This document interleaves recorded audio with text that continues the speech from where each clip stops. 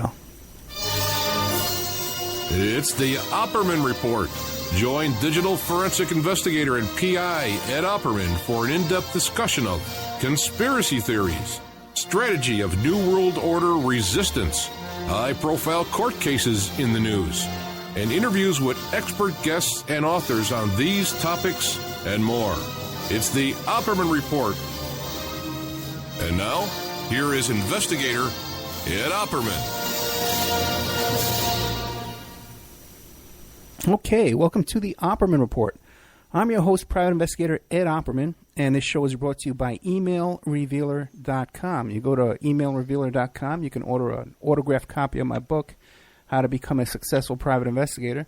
But also, too, we have all different kinds of services on there and searches, adoption investigations, online infidelity investigations, asset searches, criminal background checks. Check out emailrevealer.com. Okay. We got a great guest today. As a matter of fact, I think for the fans of this show, I think we've struck gold. Okay, all the stuff we love. We got Jack O'Halloran, famous stellar boxer of Fort George Foreman, Ken Norton, when boxing's heyday. Acted with Robert Mitchum in one of those Philip Marlowe movies. Superman. He was Non in Superman. One of my favorite movies is Dragnet. He was Emil Munz, I think it was. Something like that. In Dragnet. Actor, boxer, and his dad was Albert Anastasia. And I often talk about that story about where I used to get my my beard trimmed down at the Sheraton Hotel. Jack O'Halloran, are you there? Yeah, hi. How are you today? Great, man. Great. I'm really excited. I'm looking forward to this. Tell us about who is Jack O'Halloran today. Let's not get into the whole history of Jack O'Halloran yet. What's Jack O'Halloran doing today? We have a book that we've written and we're about to develop into films and television series that we're going to put together. And then we've got 3 more books that we're in the process of writing. So we're staying pretty busy, actually, to be honest with you. Yeah, one of the books we're going to be talking about today is Family Legacy, and you can find that at the website FamilyLegacyTheNovel.com. But Jack, you're 74 years old. You don't take it easy at all? You're still working 100% like you've always been?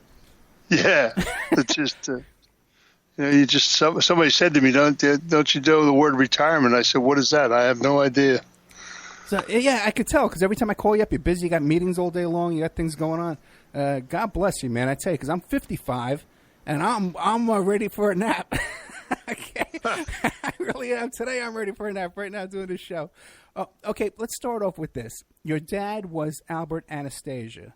I guess that was the Gambino family, right? Well, it was his family that turned into the Gambino family. Gambino was a tenant of his.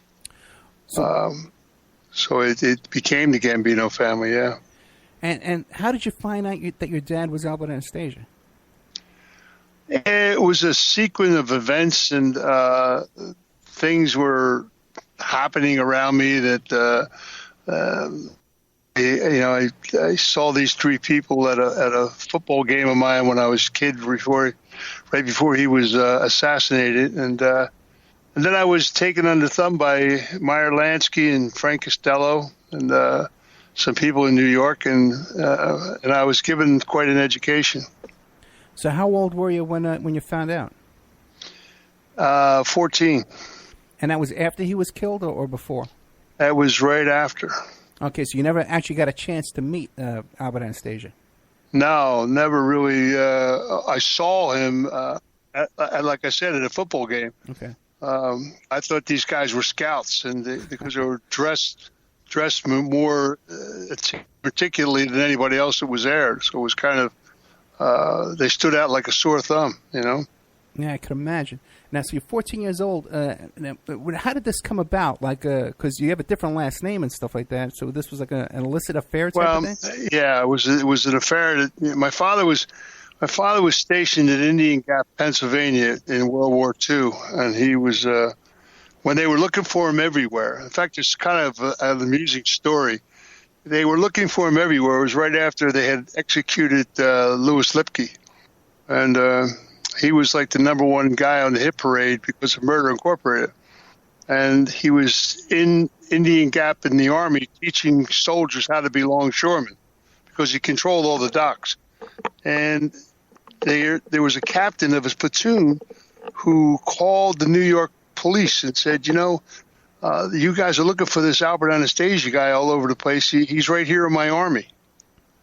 And the guy said, what are you talking about? He said, this guy I'm reading about, Albert Anastasia, that you're all looking for, he's right here in our Army right here. And the guy said, well, hold on a second. And he came back on the phone. He said, that's all bullshit. We're not looking for Albert Anastasia. That's a mistake. I mean, that's the kind of power that they had, A couple of questions for you. Now, Albert Anastasia, he wasn't even an American citizen, was he? No.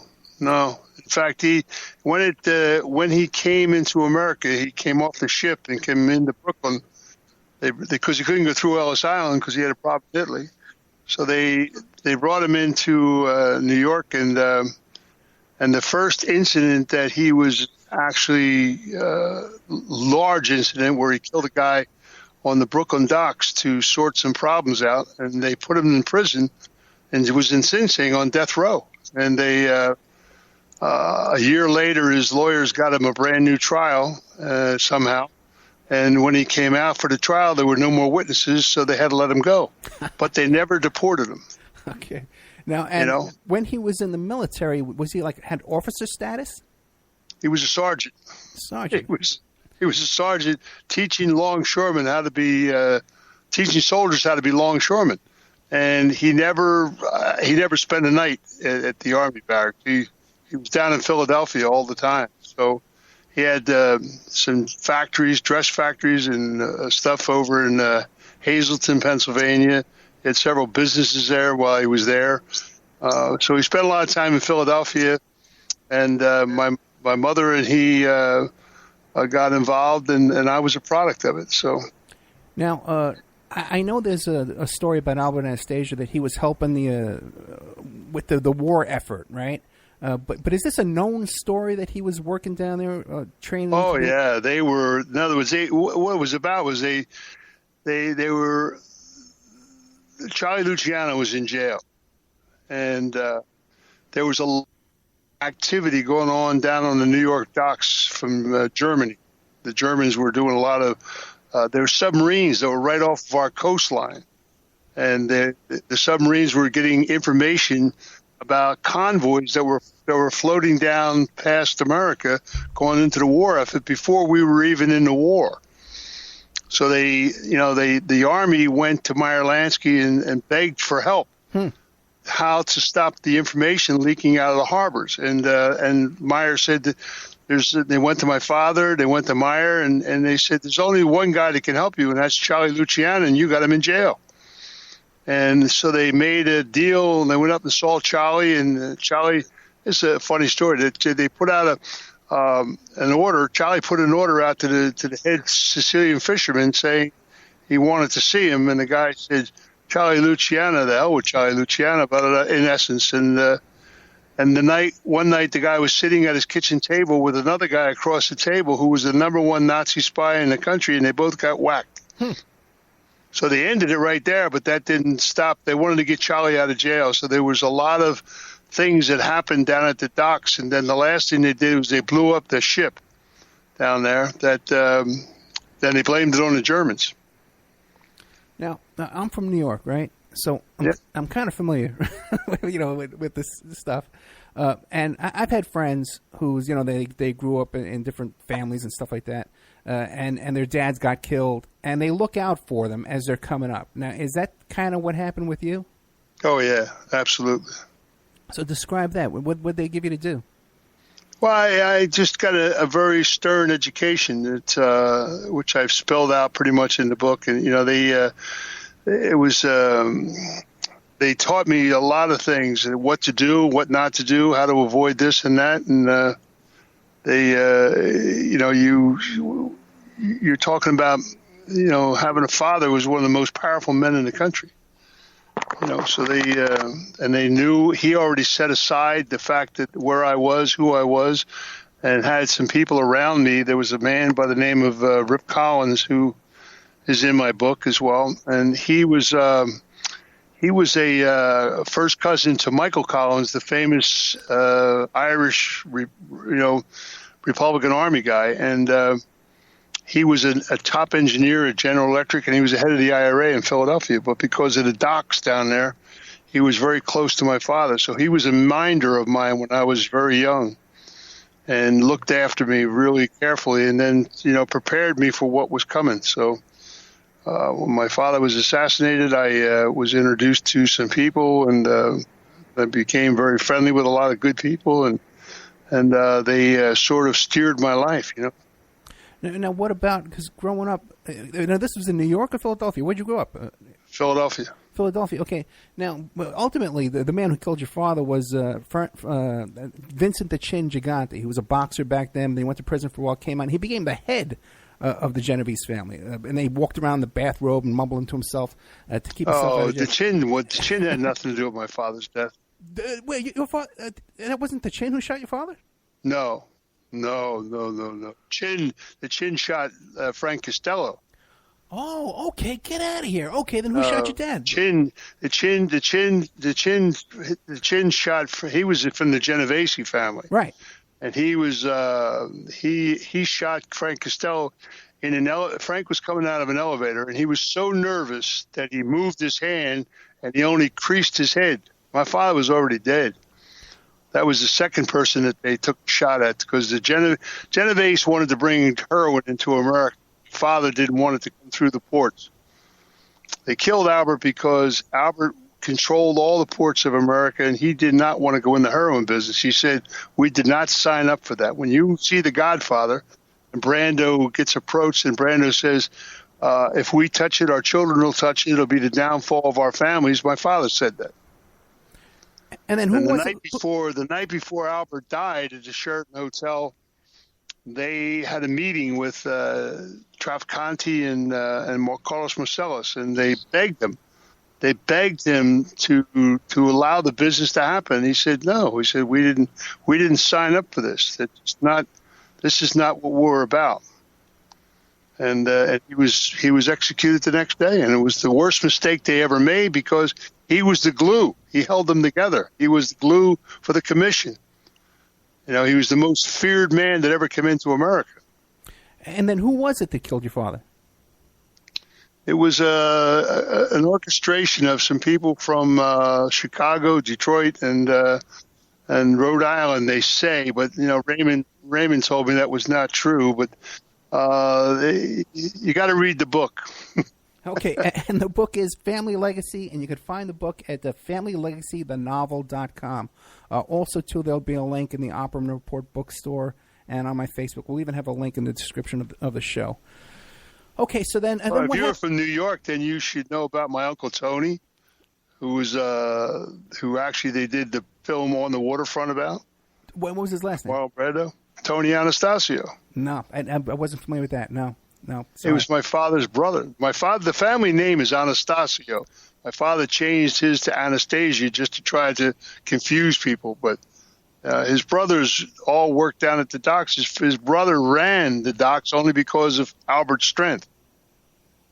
Well, then what happens next? You get Tough Tony Anastasio, they call him. Okay, I've heard that name, Tough Tony Anastasia. I've heard that name. Yeah. But I'm a young guy. Okay, but now what happens next? You get into football?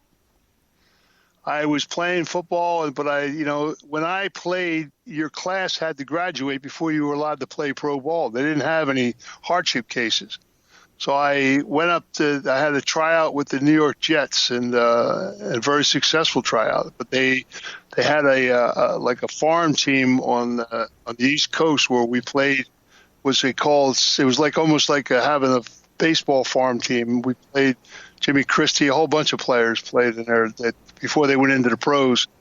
And the year that I was eligible to play, there was a lot of my friends were playing down in Philadelphia. They had a great young team, and I said to Eubank, I said, I'd like to go down and try play with Philadelphia for a year or so.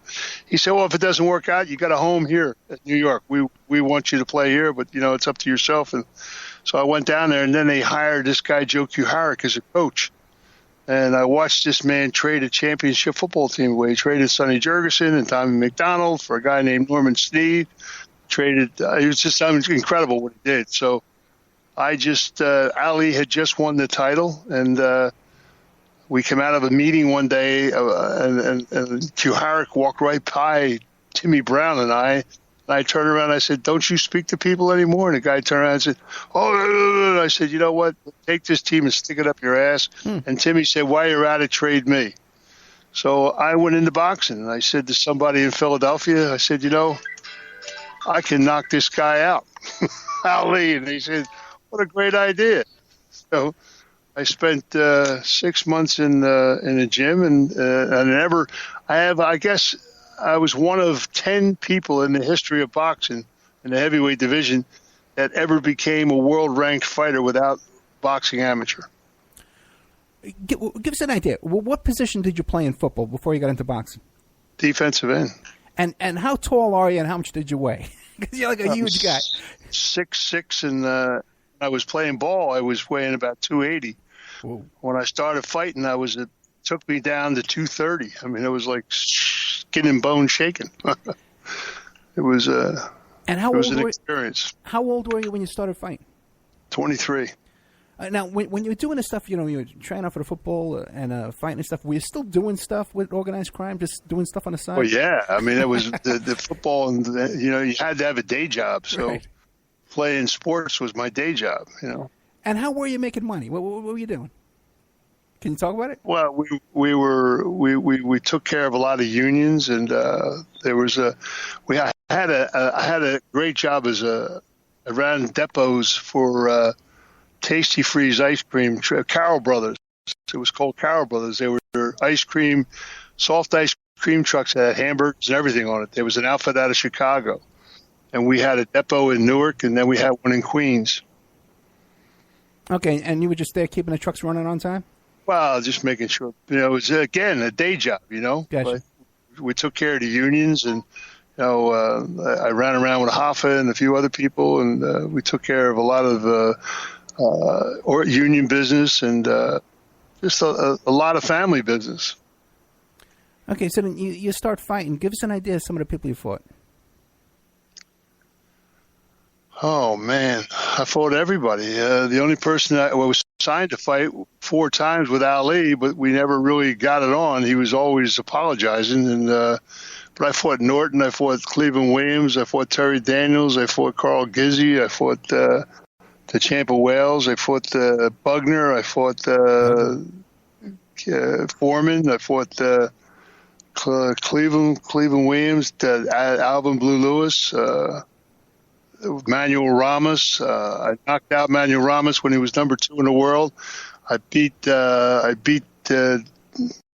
Alvin Blue Lewis when he was ranked number 1 in the world. I beat Cleveland Williams when he was number 6 in the world. I beat Terry Daniels when he was number 8 in the world. I had a pretty speculative career, Yeah, Ron Lyle too. You left out. Now, and this was boxing in its heyday. This was like when they were really fighting, right? Well, my problem was, if I would have, I had two things that were difficult situation. First of all, I would take a fight on 2 days' notice. If I ever went to camp like these guys do and trained 6 months, no one would have ever beaten me ever. I mean, every time I got in shape, I destroyed world-ranked fighters. And when I fought Ken Norton in San Diego, I trained 4 days for the fight. They called me up on the phone and they said, "You want to fight Kenny Norton?" I said, and I had like 6 indictments for union business on me, and I said, "Where's the ticket at?" And the guy said, "You'll take the fight?" I said, "Where's the ticket? Send me a ticket." "Where's the fight at?" "San Diego." "Yeah, I'll take it. I wanted to get out of town." So I went out on a week's notice for the Norton fight, and I gave him the worst licking he ever had. I actually beat Norton, and they took a decision. Now, it was one of the greatest heavyweight fights in California. It was a trippy fight. Now, were any of those fights like on Wild World of Sports and Saturday Afternoon, that kind of stuff, that I would have seen? Probably the Norton fight's been shown around. The Foreman fight was. The Blue Lewis fight was. Cleveland Williams and Terry Daniels. those fights were done down in Texas because they were looking for a fighter to fight Frazier. And when I beat Terry Daniels, they were looking for a white guy to fight Frazier. So when I beat Terry Daniels, I flew back to Philadelphia on the plane with Yank Durham, and he said, if you beat one more good fighter, you can have the Frazier fight. And I said, you named the place and the time, send me a ticket. So a month later, I fought Cleveland Williams down in his hometown in Houston, and I beat Cleveland Williams hands down. And Terry Daniels got the Frazier fight, and Cleveland Williams fought George Savallo. So it was kind of a comedy of errors, Well, if you were in with guys like Meryl Lansky and Frank Costello, couldn't they help you with your career in boxing, get you the right fights? I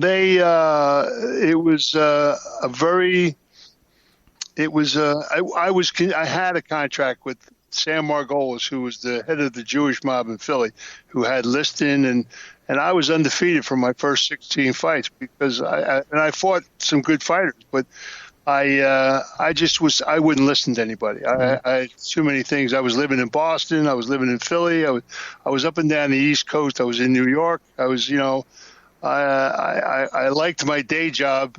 I liked my night job better than my day job, And Steve, I guess, was telling me that the part of Rocky is partially based on you.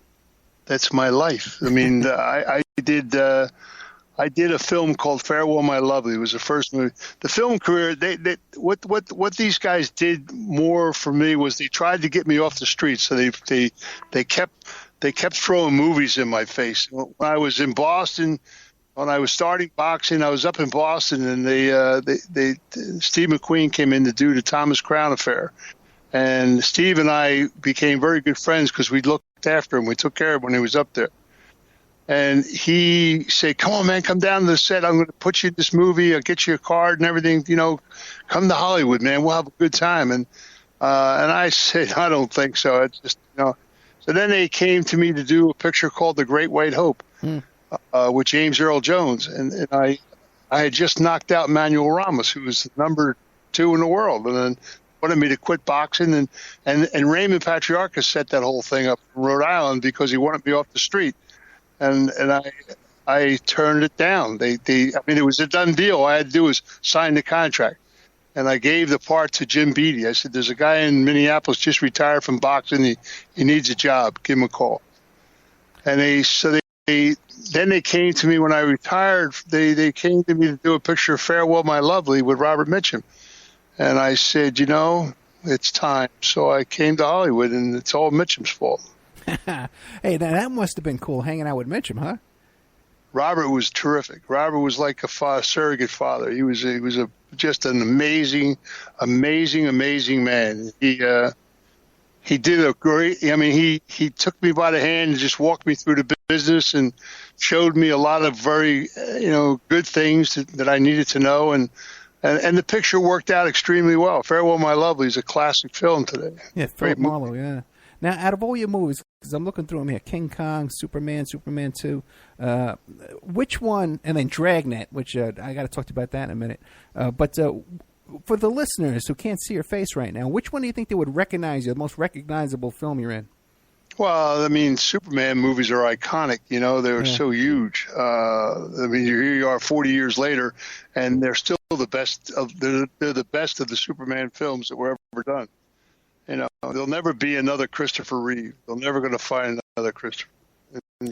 And Richard Donner was a great director. But Farewell, My Lovely is probably one of my favorite films because of the fact of Mitchum and the relationship. And it was a great cast. We had a lot of fun doing it. It was the film came out very well. And I probably that year would have gotten nominated for supporting actor, but Mitchum set up a meeting for me with Johnny Carson to do the Johnny Carson show, and I met him at the Polo Lounge, and he said to me, if you come on the show, I'm going to get you nominated because I love the film. I think it's a great movie, and you did a brilliant job in it, and Mitchum loves you. And I said, okay. So I said, your show is live, isn't it?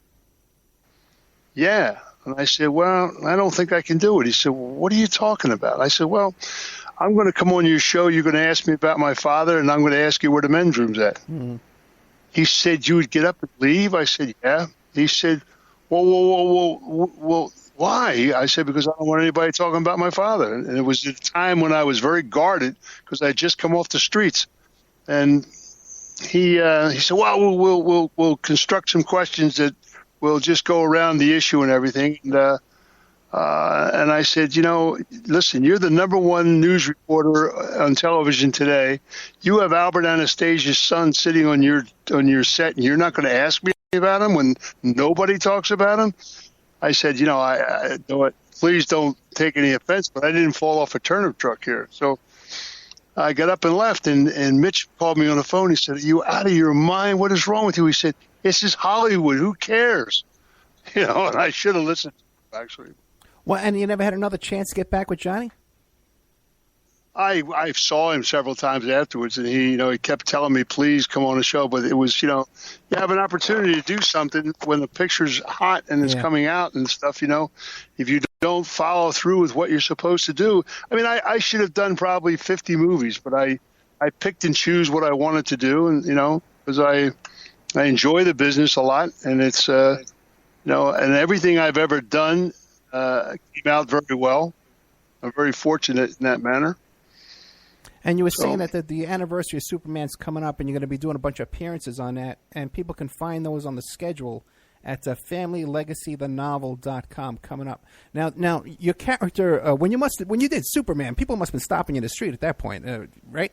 Well, they were from Farewell, My Lovely, actually, but Superman was when I did the Superman movie. I met Richard Donner. I was doing a film with Gene Hackman called March or Die down in Spain, and Hackman fell off a horse, and we had time. We went up to London to meet Donner for the Superman movie, and we had a discussion about how this character to play a mute character, like that, and I said, absolutely, I want to do it because Jackie Gleason was a friend of mine, and he did a picture called Gigo that he won an Oscar for. He played a deaf, dumb mute, and I said, if I ever get an opportunity to play a character that I have to use body language and facial expressions, I'm going to jump at it. And Superman was that opportunity for me to take a character because when you look at the three villains, Terrence was a super vicious guy. Sarah was a man-eater. Somebody had to relate to the kids. So I took this character who was this big, brutish guy and played him like a child. And it worked very well. Now, did you have any acting lessons and stuff like that? Yeah, Robert Mitchum. Okay. Hey, I got a question for you. It's kind of crazy. It's kind of out there. But you knew Jackie Gleason. And you hear these stories about Jackie Gleason had something to do with the UFOs. He knew something about UFOs. Ever hear about a story like that? Jackie was a good guy. He was a very, very talented man. He was very, very well respected by the mob. I mean, we had a lot of influence in the whole industry, music industry, everything, so. But did you ever hear something about Jackie Gleason being taken to a base where he got some inside information about UFOs? You hear 50 stories about stuff like that. Okay. There's some true factors about whether there's the existence of this or the existence of that, and there's people who have been to places in New Mexico that have seen things that no one talks about, and everybody's always skirting the issues like everything in politics. Okay, but did you ever talk to Jackie about it? We had some discussions about it, yeah. Really? Okay, that's interesting. Okay, what did he say to you? Do you want to tell us what he said? Well, but nobody, people are going to believe what they want to believe. So no matter what you say, people, there's 20 stories about my father. There's 20 stories about Charlie Luciana. Everybody thought Charlie Luciana died at the Naples airport in 1962. He faked his own death. Really? Nobody, and I've got pictures of him. His son lives in New Jersey. He and I talk all the time. There's pictures of Charlie in New York 3 years after he died. Really? With his family. And he came back and settled some things before he did die. And, Charlie was an amazing individual. I kind of like Charlie a lot, actually. Jack O'Halloran, this is great stuff. Let's take a little commercial break here, okay? We're going to be right back with more of Jack O'Halloran, boxer, movie star, insider with the JFK assassination. We're even going to be talking about the Marilyn Monroe death. A lot of stuff that we can hear from Jack O'Halloran. You can find his website at FamilyLegacyTheNovel.com. The book is called Family Legacy. You can find it at the Opperman Report bookstore, Amazon, or you go to Jack's website here, Family. And now a word from our sponsors. Archival Revival, the Christian Film Archive, is currently paying for vintage Christian films. They are dedicated to preserving and restoring classic Christian films and media. So if you have original prints, negatives, or other film elements of classic Christian films, or you have audio recording masters for classic Christian record albums, they want to buy them from you. So email archival.revival@gmail.com and they're going to make you an offer. Archival Revival wants to preserve these classic Christian films so that they continue saving people for years. These films have brought people to salvation. They want to continue that. Their staff has decades of experience in handling and preserving of film elements, utilize the very best climate-controlled film storage facilities around the world. Contact them today at archival.revival@gmail.com. If there's someone you know has these prints, negatives, recording masters, or other materials from vintage Christian films, you can check out their blog at archivalrevival.blogspot.com. Now, just so you understand, Archival Revival wants to pay you for these films. So you can look in your church attic, in the church basement. If you have a friend who runs a Christian youth ministry, these youth vacation Bible study camp, they have these old films in those big metal containers, 16 millimeter and 35 millimeter. Archival Revival wants to buy them from you. So this is a sponsor that actually wants to give you money. And all you have to do is contact them, tell them what you have. If you're in the UK or Ireland or Africa, these films are all over the world and they're gathering dust and they're going to deteriorate if they don't get into the hands of Archival Revival. So that's archival.revival@gmail.com, or the blog spot is archivalrevival.blogspot.com. Don't forget, this show is brought to you by pscoco.com. Phoebe Sod is an independent curator with the Cocoa Exchange. The Cocoa Exchange is formerly known as Dove Chocolate Discoveries, and they make the finest silky smooth chocolate because the products start with the best cocoa beans, which are tested for quality and flavor by expert technicians. The Cocoa Exchange offers not just premium chocolates, but anything from sauces and spices to brownie and cake mixes, and even coffee and martini mixes. If you wish to treat yourself or someone you love to a sweet and tasty gift, then the Cocoa Exchange is the brand for you. So you go to pscoco.com, you click on the Shop Now button. You can see all their beautiful chocolates. You can order it right now tonight. It could be in your mailbox in a couple of days. Or if you want to get into the chocolate business, you want to be a chocolatier just like Phoebe Sod, click the Contact Us button and you can learn how to get your own website, go into the cocoa chocolate business and sell chocolate and make a little bit of money there. Remember, all these shows on Awake are brought to you by emailrevealer.com. You can go to emailrevealer.com and get a copy of my book, How to Become a Successful Private Investigator. But we also do all kinds of different services for you. An online dating service investigation. It's called an online infidelity investigation. And that's where you give us your husband or your boyfriend, your girlfriend's email address, and we trace it back to their online dating websites, and we return a list of all the dating sites that email is registered to. We can expand on that investigation and trace it back to porn sites, escort service sites, swinger sites, gambling websites, and even prescription drug websites. If you think your ex-husband or something is addicted to prescription medication, or involved in an extreme online pornography addiction, we can produce a report for you that you can use in court. Adoption investigations. If you want to locate your birth parents or your birth child you gave away for adoption, we can do adoption investigations for you. Asset searches for you. Locate bank accounts, hidden assets, hidden properties, hidden income, all different kinds of services in the asset search investigation. Email tracing. If you need to locate or identify somebody from just an email address, we can do an email trace investigation for you, and all kinds of digital forensics, computer and cell phone digital forensics, where we can recover deleted content from an email or a hard drive and produce a report for you that you can use in court. That's emailrevealer.com, or you can contact me at oppermaninvestigations@gmail.com.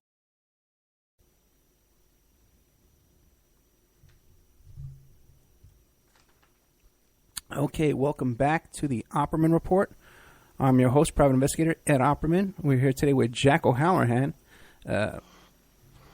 boxer, actor, JFK insider. Guy's got a little bit of everything. Father was Albert Anastasia, hung out with Meyer Lansky and Frank Costello. You can find his book, Family Legacy. And the website is familylegacythenovel.com. Now, one quick question. I got a million questions. I got to have you come back for another 2 hours. I mean, we got 90 minutes to go. Let me ask you a question, man. I heard you didn't get along too well with Christopher Reeve. What went on there? No, that's, there's so much embellished in everything. Christopher was a nice kid, but he was very immature. He was a kid. He was a 26-year-old with a 16-year-old brain, and he came from a very spoiled family in New Jersey. His mother was one of the wealthiest women in New Jersey. He went to Juilliard. The Superman was the very first movie he ever really did. And it was a huge role. And he really... when he came on the set, he was 172 pounds, and the guy that worked him out, we put up a plan together, and I told him, I said, you can't bulk this kid up because he is too vain. He won't wear anything underneath his costume, so just definition him like Steve Reeves, who was Mr. America, who was very defined and cut it like 195 pounds. I said, it just put a lot of definition in him, and so they did that, and he I don't think they'll ever find another actor that could play Clark Kent Superman as well as he did. And, but he walked around like that. He wasn't like a lot of actors that you leave it on the set and then you go into your life, you do what you got to do. He walked around like Superman all the time. And he did something very, very foolish one time. And I called him out on it, and everybody made a big deal out of it, and so I like Christopher. We never really had any animosities other than, he talked too much. He said things he shouldn't have said. He was very silly. Talked about my father and stuff and my association in New York, and he didn't know what he was talking about. I'm glad you explained that. Because when you do Google your name, it comes up, when you TMZ and stuff like that. Well, they take, the media takes everything out of context. You can't. It's like, I'll tell you exactly what happened. There's a very good restaurant in London called the San Marino's, and it's on Beecham Place. And the guy was a Italian guy. He was the first real explicit Italian restaurant in London, and he was a very good friend of mine. And I took a lot of business in from the studio. So they used to go in there and eat every night because the food was superb.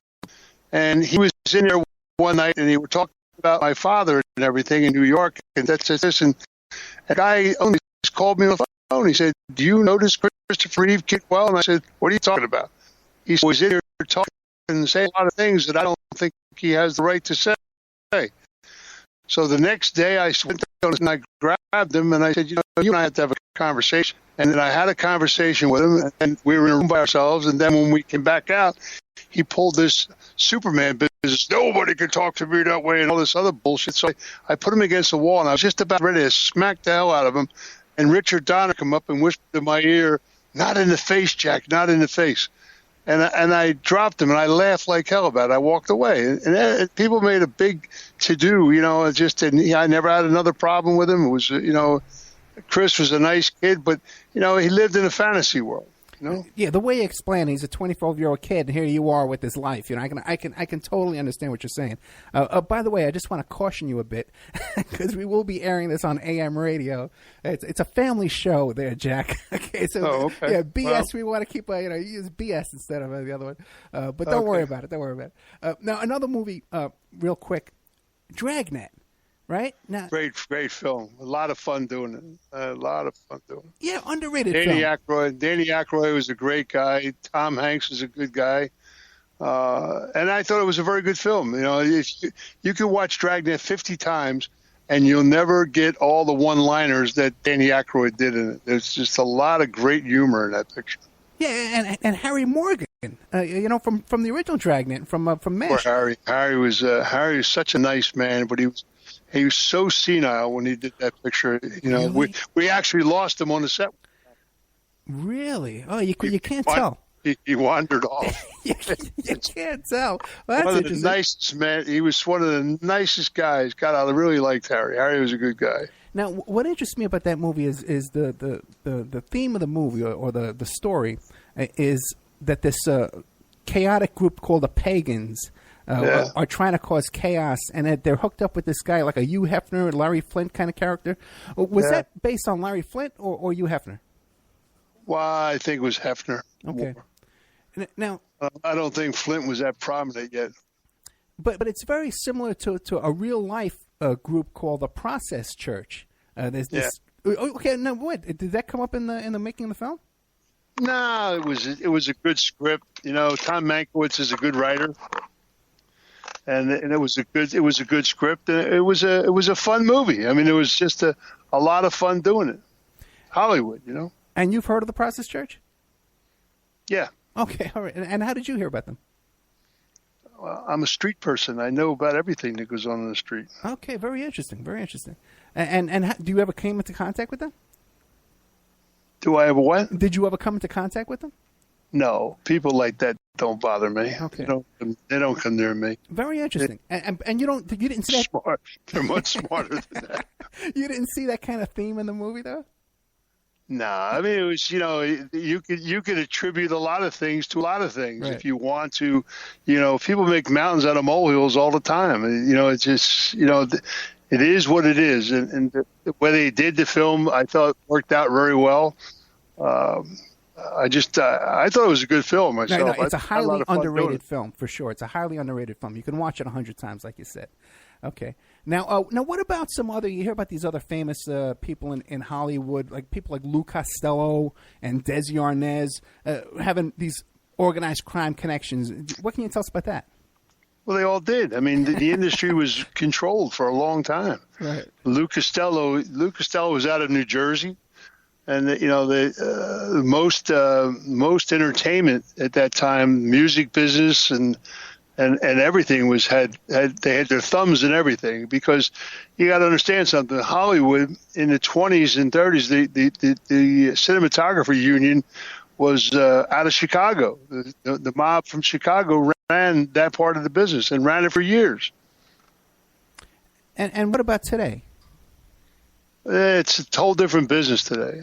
It's just everything turned into business, and people forgot how the industry really runs. Actually, hopefully it's coming back to a little bit of the old scenario again, but studios have gotten just way out of context.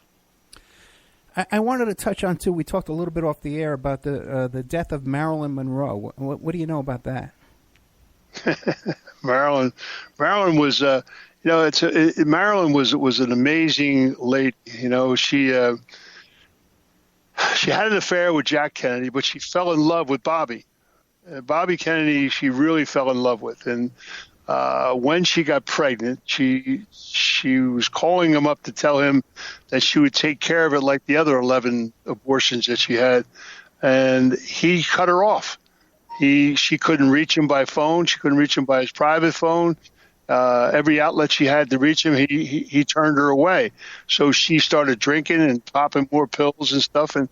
And she talked a lot because she knew a lot, So Sam Giancana took her up to Lake Tahoe, where he owned the hotel up there, and he spent the weekend with her. And after he said that, he said, the poor lady's got to die. She's just really saying a lot of things that can't be said. And she, they put a suppository up her butt, and boom, she was history. But and Bobby Kennedy, and they all knew they were. Bobby Kennedy was right there in her bed, and when they took her to the hospital, she was already dead.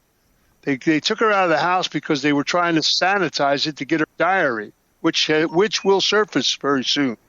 Her diary was taken out. The FBI got it. Hoover got it, because had Jack Kennedy won another election, Hoover would have been out of a job, and he was going to get some insurance that would have taken him out of that position, because Marilyn wrote everything down. She kept a very, very strict diary, and they never found it. No one ever found the diary. And what makes you think that the diary is going to turn up? Because it was put in the hands of Hoover's friend, and who put it in Europe, and when he dies, it'll pop up. Okay, and up there, Cal Nav, right? The casino. Was she raped up there? Was she what? Raped. No. Who said that? A lot of people say that. What do you mean raped? By whom? By the guys who got all drugged up and messed up there. Oh, she spent the weekend with Giancana. What do you mean raped? I mean, nobody raped Marilyn. Okay. Marilyn was too well protected. Everybody loved Marilyn. Raped? Whoever? I never heard that. I never heard that story. Where'd you get that one from? This is in many books. You can go back and listen to the other shows I've done about this. Is in many books that she was raped up there. Oh my God! See, let me tell you something. You know, Marilyn was so loved by people, but at the end of her life, she just talked too much. She was, she had and she knew a lot of pillow talk. She was there. She heard a lot of things. Okay, and you're saying I've heard the suppository story before too, as well. Well, that's true. Okay, and you're saying that Bobby Kennedy was there that night? Sitting right on her bed, him and Peter Lawford. Okay, and who was with them? Do you know? What do you mean? Who was with them? Yeah, like supposedly there was a cop that was with them. There was. He was the guy who was supposedly sanitizing the place, but Giancana. He worked for Giancana. And he was supposed to get his hands on her diary, and that didn't happen. Her diary was picked up by Hoover's people. They found it first. Okay, there's another story too that Tony Spilotro was there from Vegas. Yeah. Listen, no. Tony was from Chicago. He was a fool. Tony made a lot of mistakes in Vegas, and he got what he deserved. Okay, you knew Tony Spilotro? Yeah. Okay, you knew Frank Collada? I know a few people. Why? I'm just wondering, hey, do you ever get involved with the Mob Museum out here in Vegas? No, they asked me to come over there several times, but they have the chair where my father was shot. They do? Okay. That's what they say, yeah. I don't know. I haven't been there. Okay. Because you never came out to do like a speech for your book or anything like that? Tell stories for your book? Hello? Yeah, I'm here. Can you hear me? Say it again? Yeah, like you never considered I coming can now. I lost you. Yeah, you never considered coming out to the Mob Museum and doing a little presentation for your book and stuff? We talked about it a couple times, and I just, I was going to do it one time. We were going to set it up, and I don't know, I had to go somewhere or something. Vegas is not the Vegas that I know. Right, yeah. Vegas has changed dramatically, and people don't understand that either. Vegas changed drastically when Howard Hughes came in. When Howard Hughes came in, he brought the government in, and Vegas was no longer the Vegas that I knew. Yeah, I know. I used to live out here in the 80s, and I used to come out here in the 80s, and even the change from the 80s to the 90s is so sad. Well, it's. I mean, when you stop and let me tell you something. When we controlled Vegas, you wouldn't even think of committing a crime. I mean, women could walk 24 hours a day anywhere in that town. Everything was done with a class act. People went to shows with suits and ties on. Yeah. It was a different town altogether. And now you don't even have that many high rollers to go to anymore. It's a slot machine run town. Yeah. Yeah. And what I remember the first time I ever went into Circus and I said, wow, man, they just made it a family oriented casino. And I walked outside and I looked in the parking lot, and there was motorhomes everywhere. And I said to a friend of mine, I said, wow, what is this all about? He said, it's the town is changing to a slot machine, family oriented town. It's history. Town's history. Yeah, what they've done to Fremont Street with the canopy and the zip lines and all that, it's just so. When you stop, the Vegas started turning. Well, like I said, when Howard, there was a time when you went into the little rooms and you could see some of the best entertainment you ever saw. And here's what killed Vegas: the junkets. The junkets killed Vegas because people came out there with no money, and they were playing on, waitresses in the little rooms used to make $200 a day. It went from $200 a day to $50 a day because people came out there with no money. They didn't have the cash that they used to have when they first opened the place. When's the last time you've been to Vegas? Oh, I go over once in a while to see friends and stuff, and I do some things over there. But, it's just, you look at the drug problem you have in Vegas. That would have never been there with us. There was, it's serious, and it's a serious problem. You have more crime on the Strip than there ever was. Forget the crime. You got to pay for parking now on this trip. That's the biggest crime. That's the biggest crime they can pull. Oh my God! You got to pay for parking. Can you even imagine? I tell you something. It's just like, let me say, they just had that mass shooting over there, yeah, which was diabolical. Okay, now there was no reason that should have ever happened. There's such high tech security today that you could depict anything if you had places set up properly. Now, how do you have a guy shooting from a window as high up and kicking the wind out? That should have been, if that was the first, when that glass hit the ground, somebody should have been up in that room instantly. You understand? The whole thing is such a diabolical bunch of bull. How everything happened, when it happened, and how it happened, and the people involved. It was just, and you see how fast it's all of a sudden been blown away? No one talks about it anymore. Well, they just released the preliminary police report just 2 days ago. It's 81 pages long, but so it's back in the news a bit. But yeah, it's a horrible situation here. I had to keep my kid home from school the next day, and then we had to keep her home again on that Thursday because people don't realize this, but there was a guy in town who was making threats to shoot up the schools. And they arrested him on Thursday. But you see that. But that's the kind of stuff that happens when things like that happen. You understand? Yeah. Everybody wants to become. When they glamorize people that do things like that, all they do is open up the door for people to say, "Oh, I can get my name in the news." Right, wow, man. It's diabolical. No, when I see things like that, it makes me sad. Because a guy like you, you're in all these movies and stuff like that. You're this iconic figure, huge guy, boxing, all this kind of stuff like that. What about guys like Elvis? Did you run into Elvis? Elvis was a good guy. I liked Elvis. Elvis was he was. I'll tell you a funny story. He was up in New York years ago. My God, it was. I was just, I think I was a young kid, a young guy. Anyway, he was in a mob place, and they walked in by mistake, him and his crew, and they were sitting at the bar, and I was in the back doing some business with a friend who owned the place, and one of the guys that hung around with Elvis was a mouthy individual, and he mouthed off to the wrong person in the bar, and they were going to just put them all in the river. And when I came out and I saw who was there, and I grabbed the owner and I said, that's Elvis Presley. You can't, what's wrong with what's going on here? And he said, wow, this guy got a little bit fresh with this guy, and and he threatened somebody, and they said, oh really? And they thought they were in some local bar, and these guys were getting ready to take them all outside and put them in the trash can. And so I got in between it, and I said, listen. They're entertainers who have big mouths and don't know what they're talking about. We'll just smooth this over. And I sat down with Elvis. I said, you guys walked into the wrong place at the wrong time, and you're not going to walk out of here unless somebody apologizes and very peacefully leave here and don't ever come back.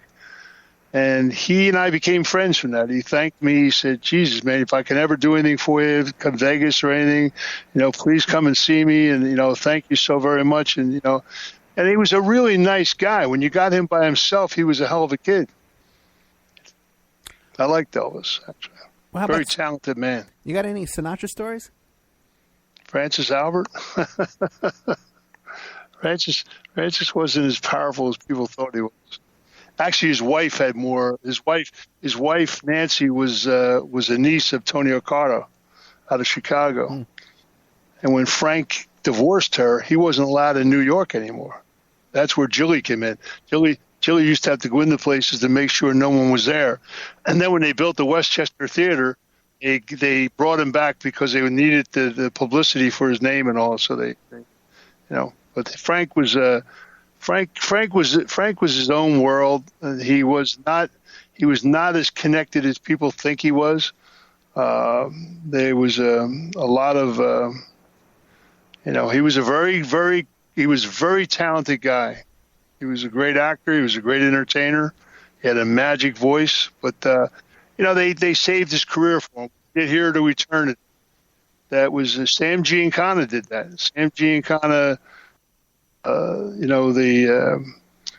he went back to New York. He begged for help. but Sinatra was not.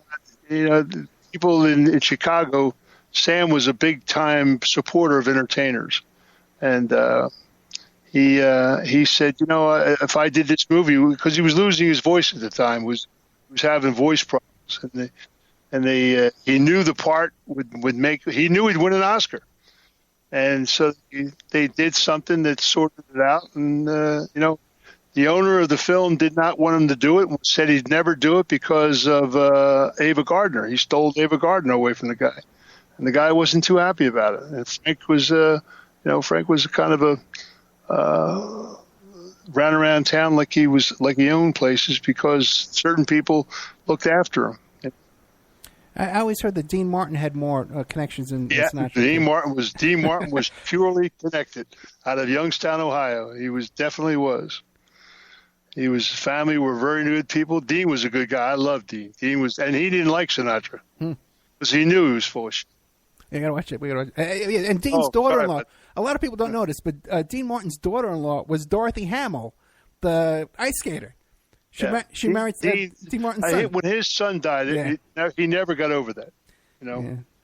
He never got over that. It was very sad because his son was a nice kid, and Dean was a family man. We used to sit at the place. He used to go to a restaurant called La Familia in Beverly Hills, and he just never was the same after his son died.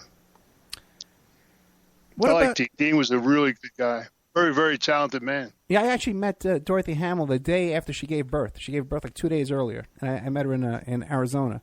Now, what about Sammy Davis Jr.? What do you know about him?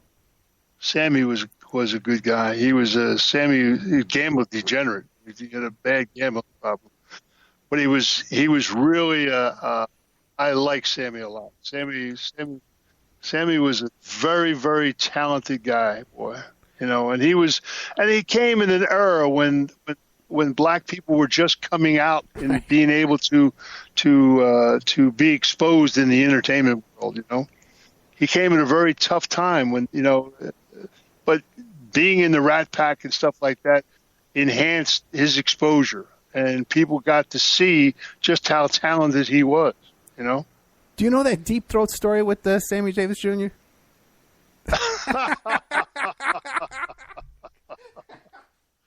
I thought you said this was a family show. It is. Well, we can. I didn't say anything bad yet. What do you know, Jack? Come on. Oh no, you just leave that one alone. Man. Okay, but the guy passed out polygraph. Okay. You know what I'm saying? Okay. Sammy was a fun guy. Well, now what about this stuff with Sammy and the Church of Satan? What the hell was going on there? Everybody, again, like I said, people embellish things so. I felt bad for his poor wife Altavi. She was just such a nice woman, and he was in so much hock when he died. Right. Right. Well, he was a gambling degenerate. He gambled a lot, boy. It was sad. He was a really nice man. I liked Sammy a lot. Hey, real quick, I'm sorry, but back to Dean Martin. His uncle was Abe Vigoda. Yeah. Right. Now, what about Abe Vigoda? Was he hooked up? Oh. Do you know the guy who was the most connected guy? I'll tell you, the guy who was so well protected and so loved was Jimmy Durante. Oh, really? My father loved Jimmy Durante.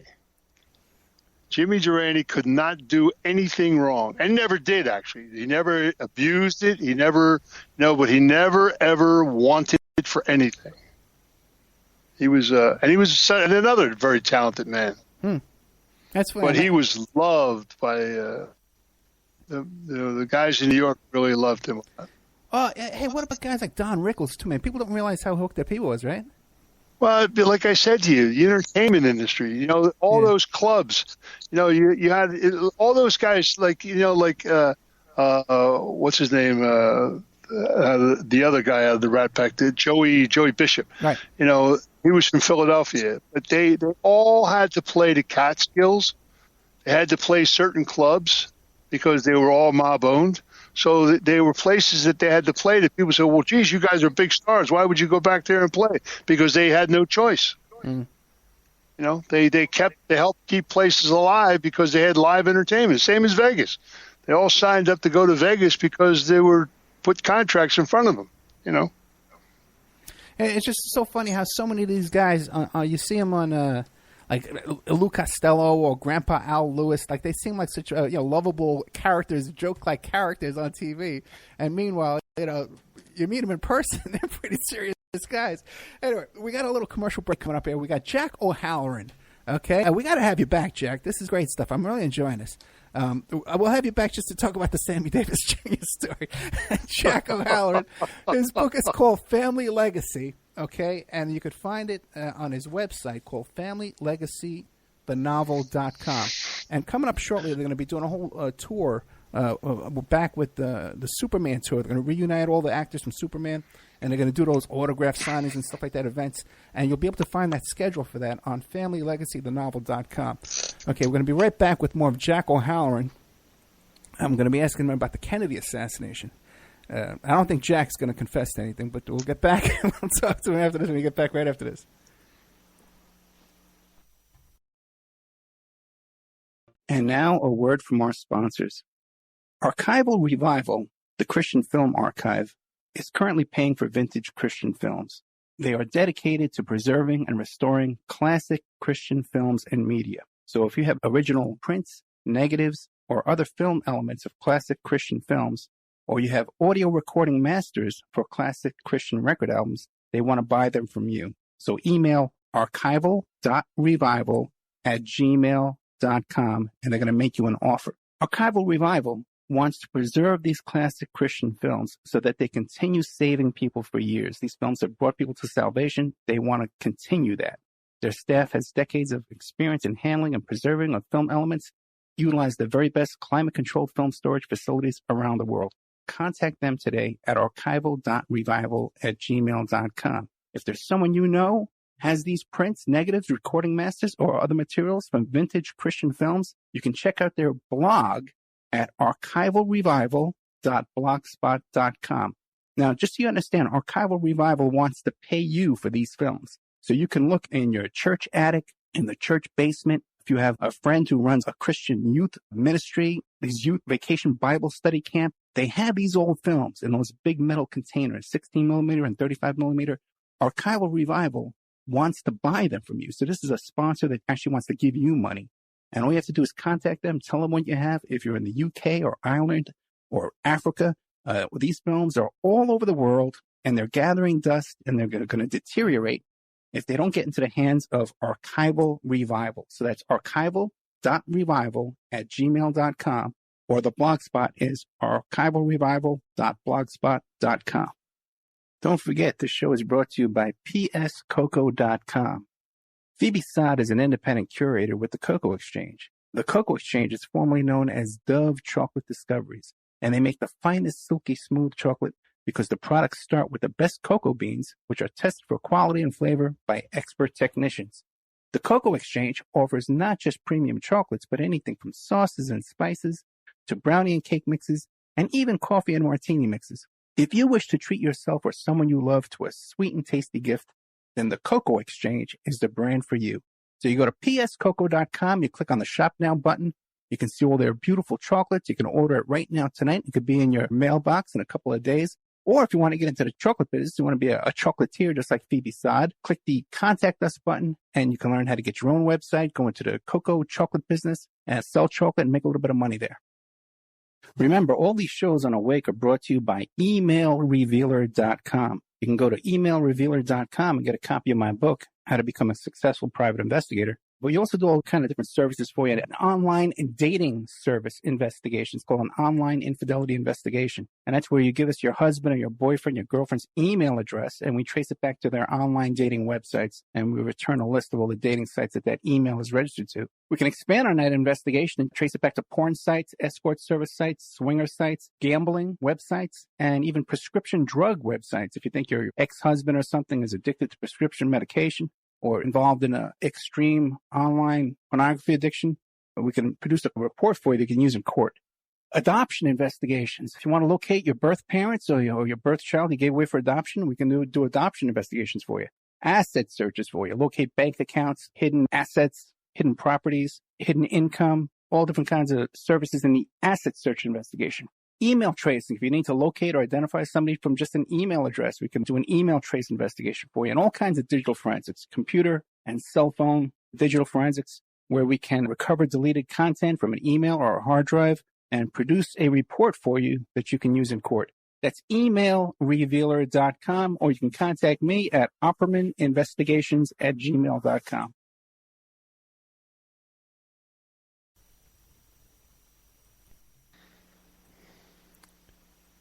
Okay, welcome back to the Opperman Report. I'm your host, Private Investigator Ed Opperman. We're here today with the famous Jack O'Halloran. I don't want to know the notorious Jack O'Halloran. I don't know how do I want to describe you. The great Jack O'Halloran, boxer, actor, JFK insider. Can't thank enough, Jack, for doing the show with me today, because I know I called you up, you'd forgotten about it, and you just sprung right into action. So thank you so much. Now, what can you tell us about the JFK assassination? Well, let's start right, bare fact, simplicity. If you were going to say what one person was responsible for John Kennedy's death, it was his father, okay? Because his father made a lot of enemies with a lot of people, and you have to go back into the history of Joe Kennedy all the way back to the 20s, and you have to understand just how much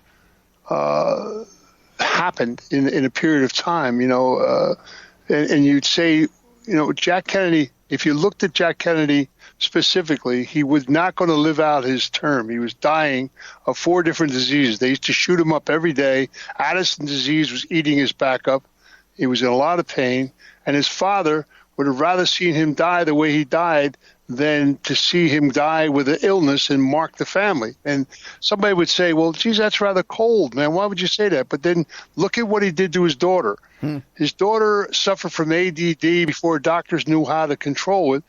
And rather than have her act out at some function or something, he lobotomized her and left her sit in an institution for 70 years before she died.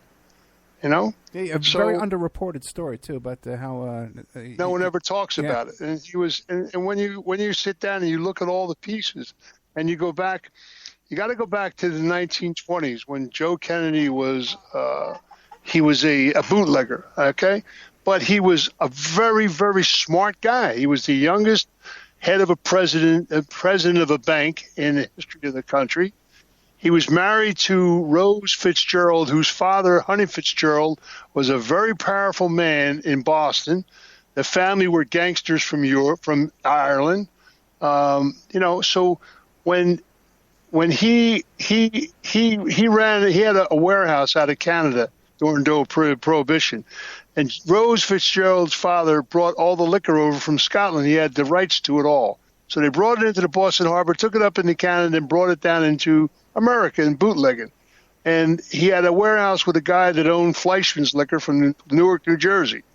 And there was a load of booze that was supposed to come down that belonged to the Purple Gang, and Joe Kennedy hijacked it. And the old man from the Purple Gang said, "You're a dead man." So he ran back to his father-in-law and begged for help. And his father-in-law said, "I cannot help you. There's only one guy in this country that can help you, and he's in Chicago." So he went to Chicago to see the very first Don in Chicago, and he sat down with him, and the guy said, "You know what, kid? You're a real good earner. You go home. We'll take care of the Purple Gang, but here's the deal. You belong to us now." And he hated that being under thumb. So when you look back in his history, the only building that he ever put money into was the Mercantile Building in downtown Chicago, because they made him build it. They sent him to Hollywood in the 20s. And he, if you look under the paperwork, he was the creator of RKO Studios. He put together the theaters and the first distribution deal that was ever put together out of string of theaters. He was introduced to Randolph Hearst. He had dalliances with so many ladies out here in Hollywood. He loved Hollywood. But in 26, he did something that there was a place called the Hamilton Club in Illinois, Chicago, that was like the New York Athletic Club politically in the country. And everybody hung out at the Hamilton Club. So they asked him to do something in 26. He did what they call a short sell. Well, let me ask you a question really quick. The guy who owned the New York Athletic Club in New York was killed by the mob, right? Well, he got out of line. What was his name? Do you remember? Calvo? What? Calvo? That sounds familiar. Okay. All right. Go ahead. So, Joe Kennedy, he did some things. He stole $5 million from Pathé Newsreel, broad daylight. He got away with it. And they said, that's very good. Now here's what we really want you to do. And he put together what was called a short sell. And the short sell was aimed at 30 companies in Europe because Europe was the one who financed America, and they were not getting their money back. And after we were in World War I, we became a war-bearing country. We started manufacturing war goods. We started doing things all pertinent to war and took a lot of jobs and revenue out of Europe, who did that prior to us being involved. And Europe was screaming that they weren't getting their money back, blah, blah, blah, blah. So they created what they call a short sell. And on the stock market. And Joe Kennedy orchestrated it, and it worked exceedingly well. What they didn't count on was when they took a couple days off to come back and finish it, the country panicked, and it caused a crash. They didn't do it specifically to make the crash. It just was a remnants of it. But Joe Kennedy came out of it as a very wealthy man with a lot of property and stuff that he had absconded with out of the – so when it was over, then they said, wow, you did such a great job. Now we want you to be ambassador to England. And, he was going to become Ambassador Joe Kennedy. But why he got that is because after the crash was over, they had to rebuild the SEC. And he's the one who rebuilt it, and they put new laws in it because they knew Europe had to reinvest back in the country, and which they did. And the problem was one of the companies that was targeted was owned by Blackjack Bouvier, who was Jackie Kennedy's father. And his uncle and his father, and they belonged to the Rothschilds.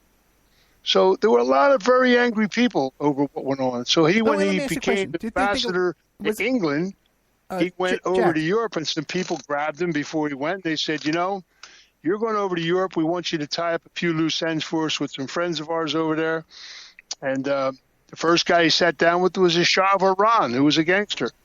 And they put together a bank, and they lent money to Hitler, because America wasn't in the war yet. And then when Hitler got that money, he came back to the same crew. You add another guy called Khashoggi, and they sold weapons to him. And England turned around and said, hey, man, you can't do that. You're an ambassador for the United States in our country. What are you doing? You're giving money and aid to our enemy. So they threw him out of England. And nobody ever said why he came home at the first place, because the newspapers were controlled by the Gore family in Indiana and Hearst out on the West Coast. And there was no television, so it was never divulged why he was thrown out of England. You understand? Yeah, quick question, back up a bit. Jackie and John Kennedy, was that an arranged marriage? Absolutely. Okay. Jackie's mother planned to get her money back from this guy because he caused her husband drank himself to death. Blackjack Bouvier. He was an Earl Flynn type guy. He was a real super individual. And when his company defunct it like that, he just put himself in a bottle and he killed himself. And she never forgave Joe Kennedy for that. She knew the story because of her husband. He told her the truth. So Joe Kennedy actually gave Jackie $10 million to stay in that marriage, because her and Jack were both the same. They ran around each other, chasing everything that ran down the street. Okay. So what can you tell us about Dallas? Well, the night before at Sam Murchison Jr.'s house, I was there. And I was sent there because I was supposed to play football for the Dallas Cowboys, and Clint Murchison Jr. owned the Cowboys and the stadium they played in. And his father was probably, in 1960, Clint Murchison Sr. was the wealthiest man in the world. And he was the head of the Masons Lodge down in Texas, which was very powerful. So the kid had a great house in Dallas. It was like a ranch in the middle of the city. And he had this great party, and it was called Egyptian Nights, and it was the host of the party was J. Edgar Hoover. So I went there to see the people that were there and talk to some people. John McCoy was there, the banker from New York. There were Nixon was there. There was a bunch of people that were influential on certain things. And, when Johnson came back after 12 o'clock at night, they all went into, he just came back from, because Kennedy came into Fort Worth, and Johnson was there, and then he came back to the house party, and they went into a room, and boom, the secrecy all started, and people left the party. But the assassination of John Kennedy, it took them 3 months to reroute that thing down Dealey Plaza. And if you go down Dealey Plaza on the right-hand side, there was a cauldron in the street. You know what a cauldron is? Like a sewage, right? Yeah, in the curb of the street. Yeah, they call it a rain. Or rain cauldron. Storm sewer. Yeah. Storm sewer. Yeah. Well, that storm sewer was big enough for me to walk down. It was big enough down there for me to walk down that right to the curb, to the river. Okay? So the first shot that came and hit Kennedy hit him in the throat, and it came from that cauldron. A guy named Johnny Roselli shot him. Okay. And there were 13 shots fired at Dealey Plaza that day. If you were going to kill Kennedy purposely from that place, at the window, like they said Oswald was at, it would be as the car came straight at the building. But they waited till it turned, went down a hill. The wind derelish in Dealey Plaza was so phenomenal that the police on the radios couldn't hear each other because it was just that windy.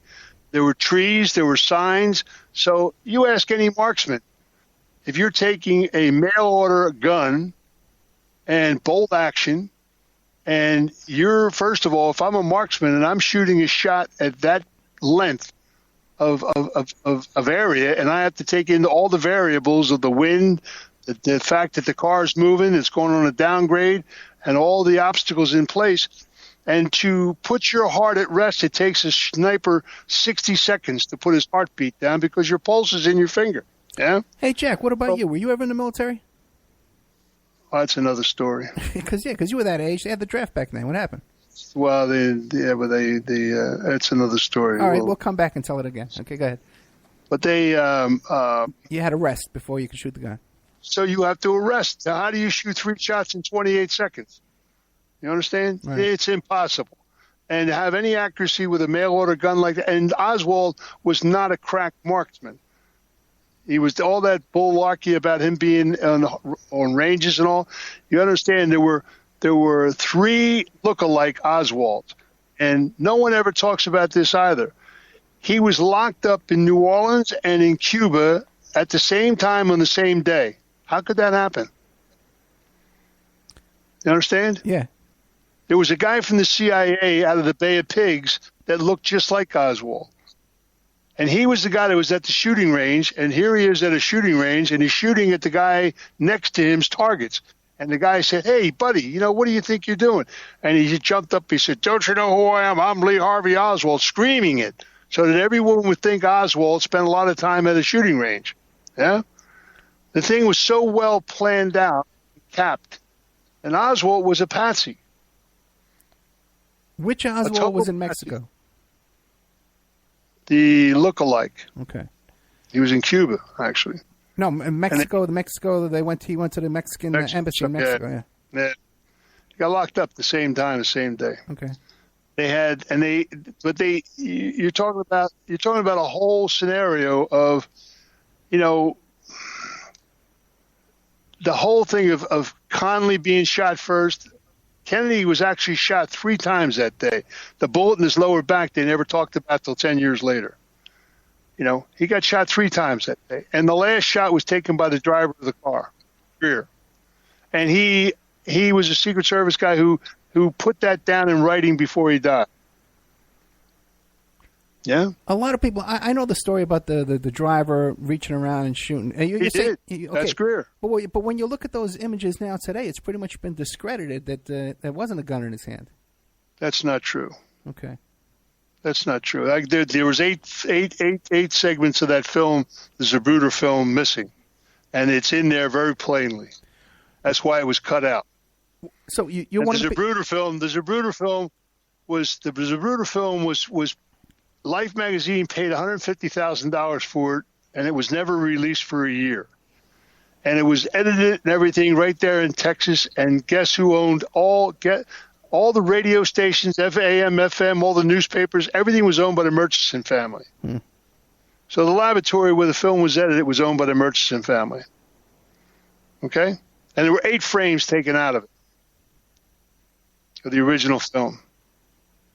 You know, it's interesting, too, because you see people like Mike Wallace, Dan Rather, McNeil Lehrer. They were all local reporters, too, who were catapulted into these multi-million-dollar contracts for the rest of their career. It's all about money, and it's all about you're talking. It was all bullshit. I'm sorry. That's okay. BS.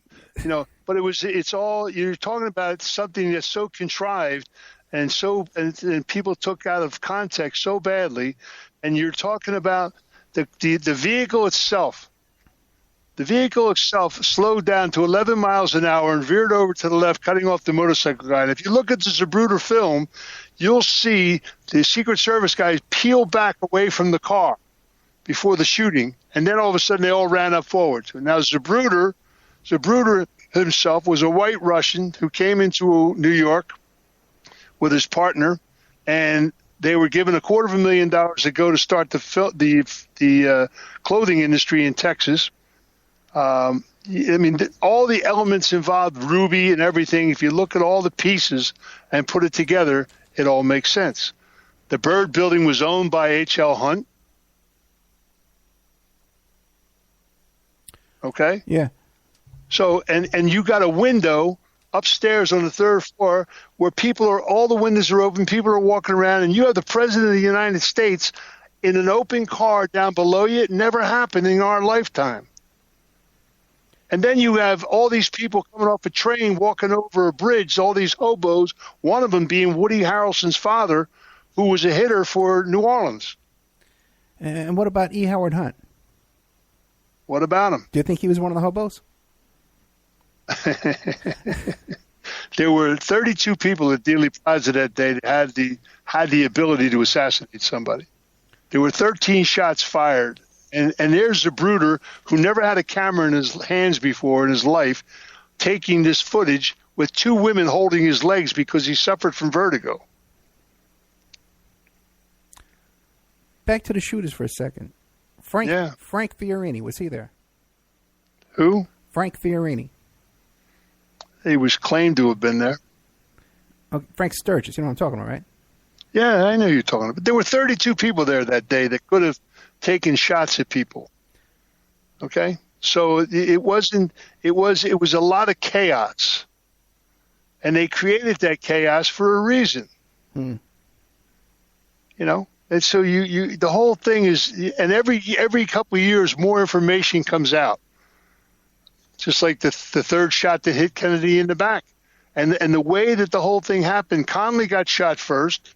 Kennedy gets shot in the throat. You see him reach up and grab his neck, and he falls forward. And then all of a sudden he goes shooting backwards, and the back of his head flies out. Yeah? And Connally said, they're going to kill us all. Well, not only that, but Jackie is trying to get out of the car, right. And they said no, she was trying to scrape his brains back. That's bullshit. She thought she was getting killed too. So she tried to get out of the car, and when she got out, they whispered in her ear, if you open your mouth and say one thing about anything you just witnessed, your children die. And she never said a word. Yeah, I know. You don't even hear a recording of her voice after that. There was just never said a word. Just the conversation of her with Johnson on his tape recordings in the White House. But otherwise, you never really hear a recording of her voice after that time. Well, there was an article, there was a discussion on the plane, and we won't even go into that. You know, it's just the whole thing was a travesty. The people who did the autopsy in Texas were interns. That's all come out. The body was rushed out of. Now, here's the kicker for you, though. Here's something for you to think about. Who was the number 1 cop in the country when Jack Kennedy got killed? What's his name? His brother, Bobby. Yeah, he was the attorney general. Yeah. And his brother Bobby was his second skin everywhere Jack went in his political career. And 4 people went to see him prior to Jack going to Texas, one of them being Adlai Stevenson, and said to him, do not let your brother go to Texas. The animosity is horrendous. Okay? Horrendous. Don't let him go. People are spitting at me in Houston, Texas, he said. So Bobby Kennedy wasn't there before. He wasn't there during, and he never went there afterwards. Think he knew his brother wasn't coming home? So your theory is that his father orchestrated this? I think it was done because of what he did to people. I think it was first of all, you got to look at the first son was killed in a plane crash. Right. Yeah. Okay, so look at the whole scenario of the plane crash. They're going to build a plane out of England. They're building a plane like a kamikaze plane to fly into the munition factories of Germany. Yeah? And Joe Kennedy was picked as the pilot to test pilot it because he was a great pilot. But here he is already mustered out of the service. He had 11 days to go before he's home. And they talked him into test piloting this plane. Yeah? And he goes up and test pilots a plane. The plane crashes. Boom, he's dead. 11 days later, they scrubbed the whole deal. Like it never was there. That's first son dead. Second son dies, Jack Kennedy. Third son dies, Bobby Kennedy. Teddy Kennedy was disgraced because they said in New York, another Kennedy will never walk across the threshold of the White House again. That was a known fact. And then the grandson, John Jr., dies in a plane crash as well. Died, and that was his own fault because he was taking his mother's diary and coming to Hollywood to make a movie. This theory of the father, being involved, there is a movie about that, Winter Kills, with Bridges. You ever see that one? No. Okay, that's an interesting one. You might want to take a look at that. That's interesting. About who being involved in what? About Kennedy's. Well, it's not. They don't mention it. They don't use the name Kennedy, but it's obvious it's about Kennedy. They even talk about the Colonel. Who was the Colonel? You talking about Joe Kennedy? No, General Walker. General Walker's in this film too. Yeah, General Walker's in it. It's an interesting film. It's called Winter Kills. You can find it online. I'll send you. I don't have your email, but I'll send you a link. It's along these lines here. There's a dozen books have been written. Most of them tell you nothing. They spin around the block. Nobody wants to ever look at the truth. People avoid the truth like a plague. But Joe Kennedy came out here to Hollywood when Jack Kennedy was being nominated. Yeah? Okay. He came out with a suitcase full of money, gave it to H.L. Hunt so that Johnson gave Joe Kennedy a suitcase full of money so that Johnson would become vice president on that ticket. Yeah? Lyndon Johnson becomes vice president. Now, the first question that Meyer Lansky asked was, what are you going to do with that person, Bobby, who was already disturbing a lot of things? And the old man said, we're going to make him ambassador to Ireland. He's going to leave the country. Well, he became attorney general. So when Jack Kennedy, whom, if you ever followed the whole political situation, the nomination, his father said he had all these electoral votes, which he never had in his pocket. So he called Giancana after the second day and he said, we got a problem. And Sam said, well, you told me you had this all covered. Well, guess what? We need help. So the state of Illinois, for the very first time, went Democrat, and 2 other states around it. Yeah? And they got their votes. Now, there was only one state left that could ever put him across the finish line. It was the state of West Virginia. So they called and they begged again for help. So some phone calls were made because there were a lot of casinos in West Virginia at that time because of the money that was there, because of the coal industry and everything. And some debt was excused. And West Virginia raised their hand, Democrat, and the votes the electoral votes went to Kennedy, put him across the line, got him nominated for president. Now he's running for president. And the election is very, very close. So they call Sam Giancana again. There were people in Cicero, Illinois, that voted 50 times, and they were dead. And Jack Kennedy becomes president of the United States. And his father turns around and says to him, make your brother attorney general. And he tells his son Bobby, he said, put all my good friends in jail. And they went after Giancana, they went after Hoffa, they went after everybody. Do you know what happened to Hoffa? Well, you're never going to find him in a grave, I'll tell you that. What about that book, I Heard You Paint Houses? What do you think? Like I said, you're never going to find him in a grave. And you know, Jimmy was. I love Jimmy Hoffa, but he was his own worst enemy. You know, Jimmy put himself into a position where, first of all, what they charged him with was ludicrous. Saying that he took $8,000 out of the Teamster funds to fix his house when there was no pension without Hoffa. He didn't have to rob $8,000 out of the pension fund to fix anything. All the charges against him were so trumped up, it was pathetic. Okay? So, and when he went to jail, he thought he was only going in there for 30 days or something. And they were destined to keep him there, you know, because they infiltrated the Teamsters, the government. And Fitzgerald was weak. You understand me? Yeah. And when Jimmy made the deal to come home, he came home, he walked into the office, and he told Fitzsimmons to get out of his chair. And Fitzsimmons said, whoa, man, you can't do this, Jimmy. You signed the deal. You're not allowed to come around here for so many years. You're going to get us all locked up. He said, get out of my office. I'm taking my union back. This union belongs to me. And then he made a phone call to New York. And he talked to a very serious person in New York. And the guy said, Jimmy, you're on the phone. He said, I don't care. I want my union back. This, that. The guy said, Jimmy, you're on the phone. Have patience. It'll all work out.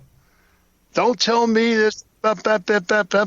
When you people wanted money, you came to me. We let you all the money out of the pension funds, and every one of those loans were paid back. They put up $25 million for Caesar's Palace, a few other things, but every dime was paid back. So the guy said, Jimmy, you're on the phone, and just have some patience. And Jimmy made the worst statement he ever made in his life. He said, I'll go to the newspapers. The guy hung up in New York, and that was the end of Jimmy Hoffa. You understand? Yeah. But nobody looks at the seriousness or things of where simplicity happens. Nobody ever looked at how Vegas was built, where it came from.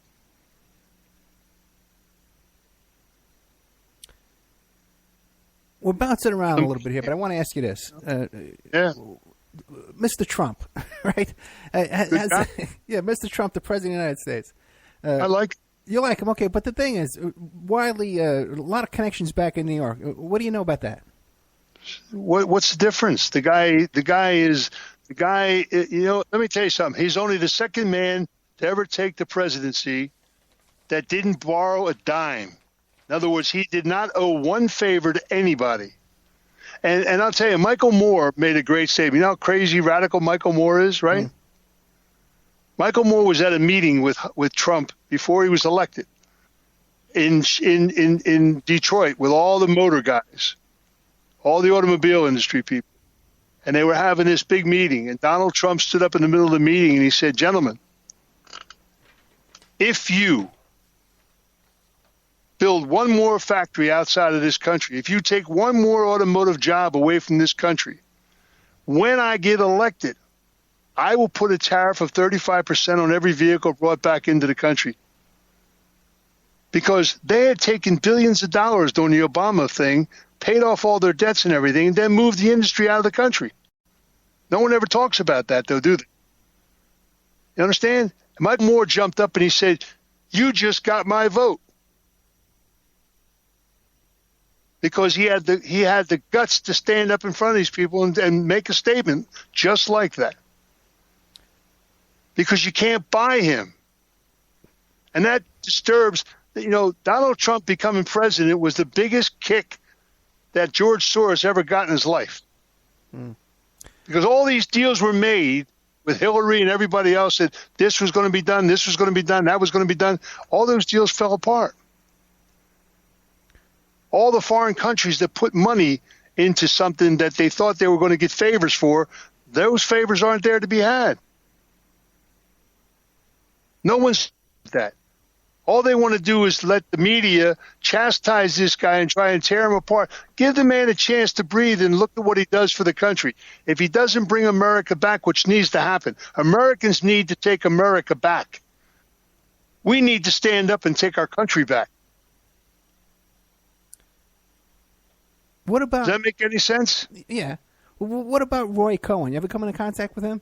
What about him? Did you come into contact with him? Yeah, what about him? Oh, well, what do you know about him? He was what he was, you know. Okay. You know, he was he answered to people like a lot of people did.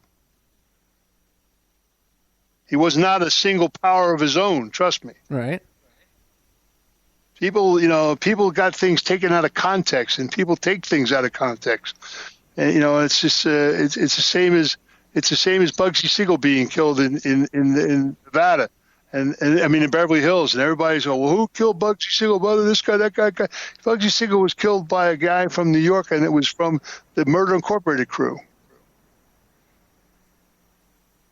I know exactly who killed Bugsy Siegel and why he killed him. Well, why'd he kill him?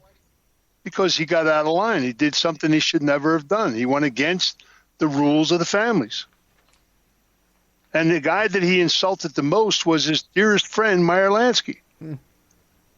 He wouldn't stop doing what he was doing.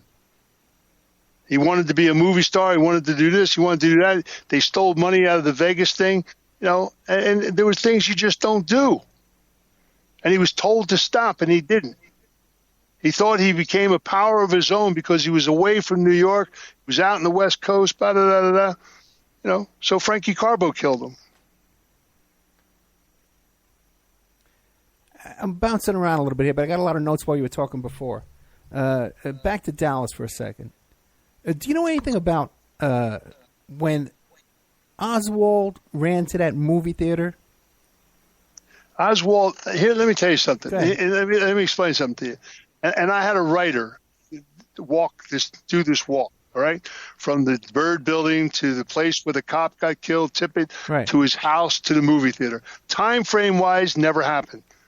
Could never happen. So Oswald wasn't even in the building when the shots were fired. He was already gone.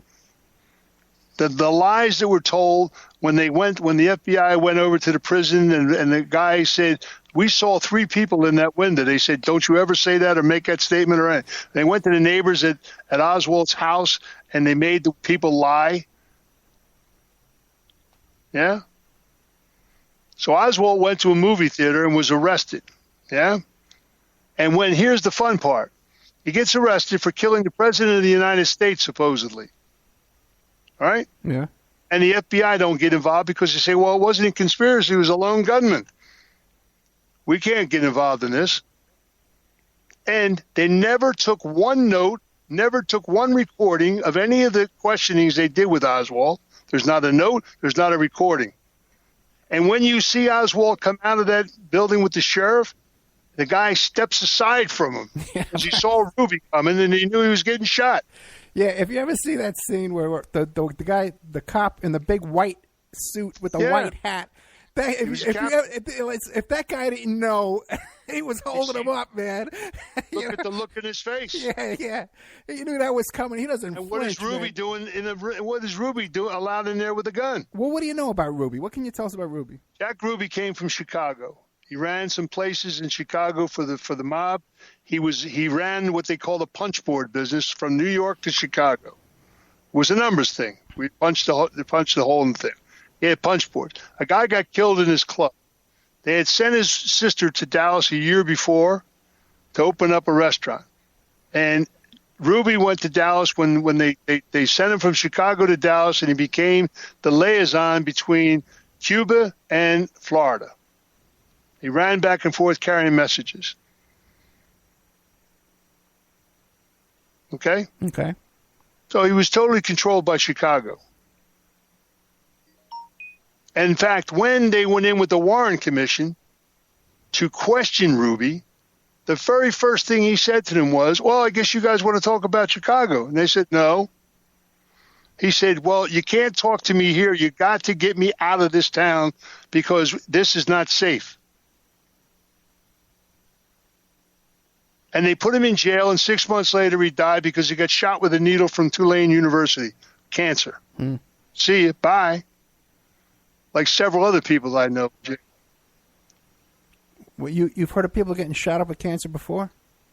Well, you think John Gotti was ever sick a day in his life? All of a sudden he dies of cancer? Two friends of mine from Massachusetts, same thing. Being from California, right? I'm not from California. Well, you're in California right now, right? I live here, yeah. Yeah, okay. Living in California. And you've lived there for how long? On and off since the 60s. Okay. I lived in Europe for 20 years. I lived all over the place. What, have you run across Anthony Pellicano? Yeah, I knew who Anthony was. Okay. What can you tell us about Anthony Pellicano?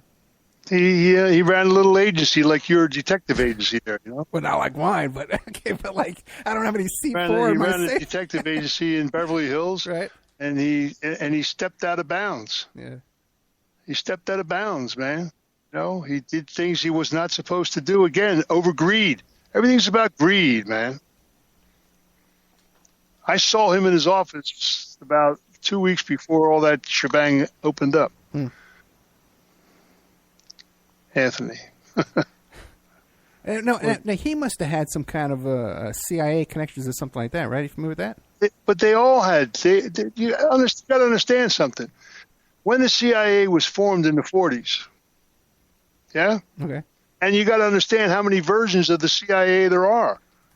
There's like 58 different chapters of the CIA. And they're not funded by the government. They weren't for years. Okay? Private funding. And Anthony, most people, like I say, in the 40s when they were started, there were certain things that the CIA could not do.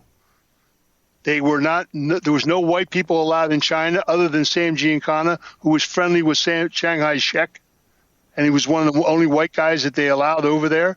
So the CIA went into China and took care of business and things that Murder Incorporated sent guys over there that they couldn't do. The CIA couldn't get into.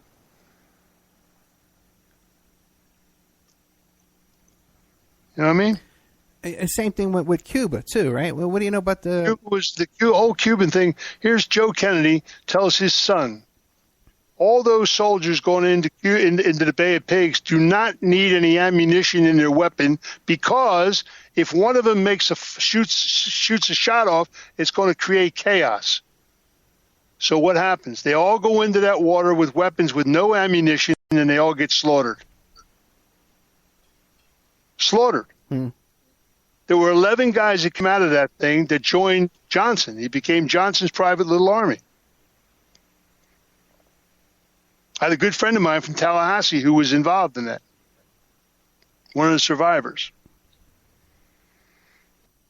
So you can't, like I said, the media takes everything out of context. People's stories take everything out of context.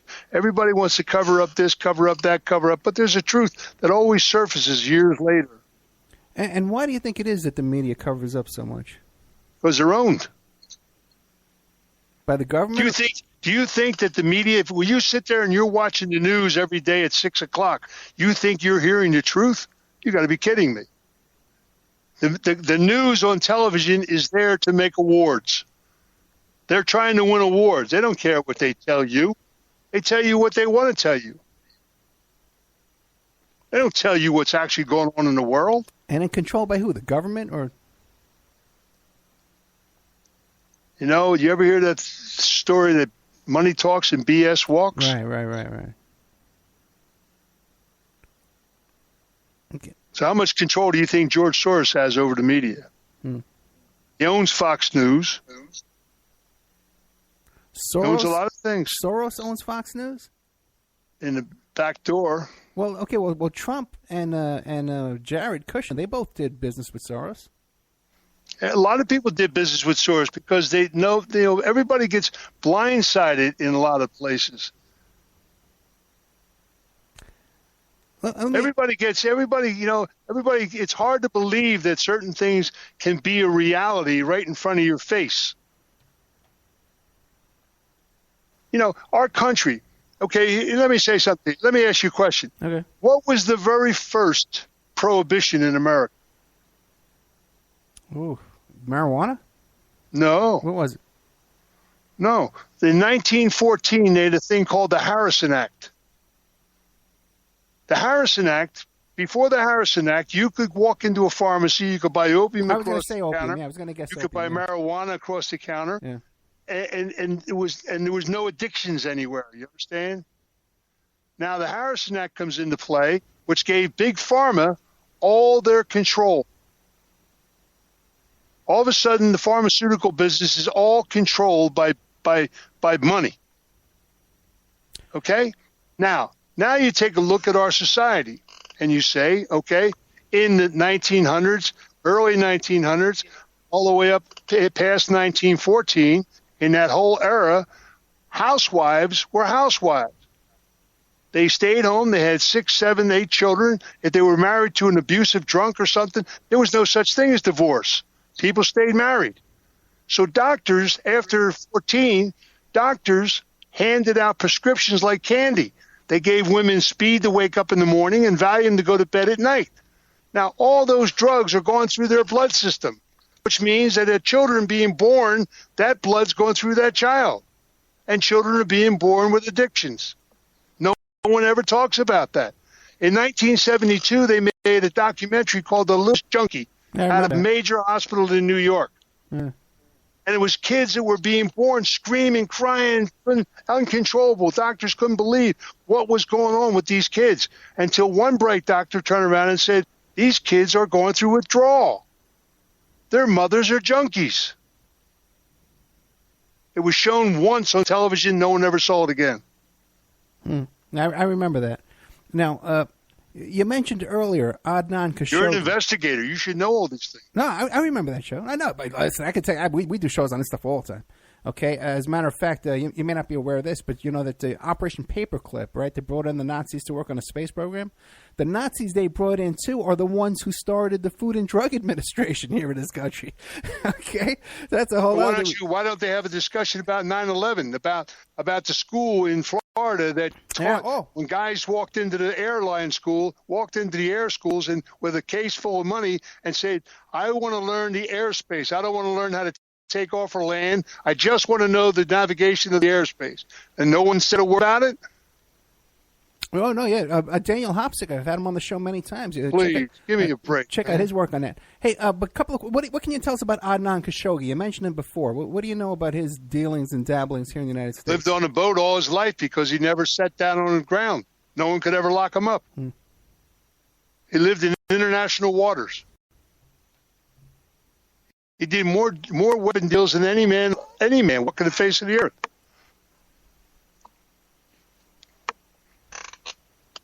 And drug deals? Did them all. Okay. But so you see, things went into certain monies, and you're talking about drugs. Listen. In 1957, 56, if you go on your computer and you go back in the banking history of the banks, the four major banks of New York, and look at what they were doing loan-wise internationally, you will find that they were lending huge sums of money to South America for so-called agricultural loans. Yeah? 1960, America's going through certain changes. They go off of the gold standard on the bank notes. They go off. They had the Hoffa problem. Kennedy was running for president, first Irish Catholic president. There were 4 different issues. The unions were up in rise in Northeast. All kinds of problems going on in the country, right? So when the bank is changing over from one system to the other, some bright sparks in the bank said, hey, guys, there's a whole bunch of debt on our books that nobody's talking about. We're not seeing any money returned. What are we doing about this? And some bright spark by the name of George Bush, who was a CIA guy, said, don't worry about that. Everything will even out. There's something we can get our money back from in South America. Thing called cocaine. And Noriega and some people went into the drug business. The government.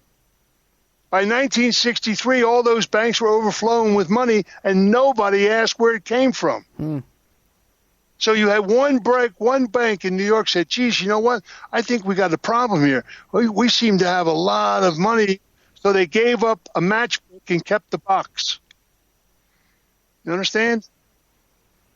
No. And this country went in the cocaine business. Right. And Noriega was a big part of that. And Noriega went to school at Yale with a guy called George Bush.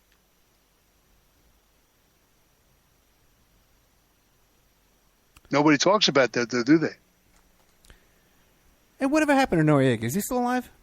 He's in jail, living like a king. Yeah, I think he was in the same prison there as Gotti for a while.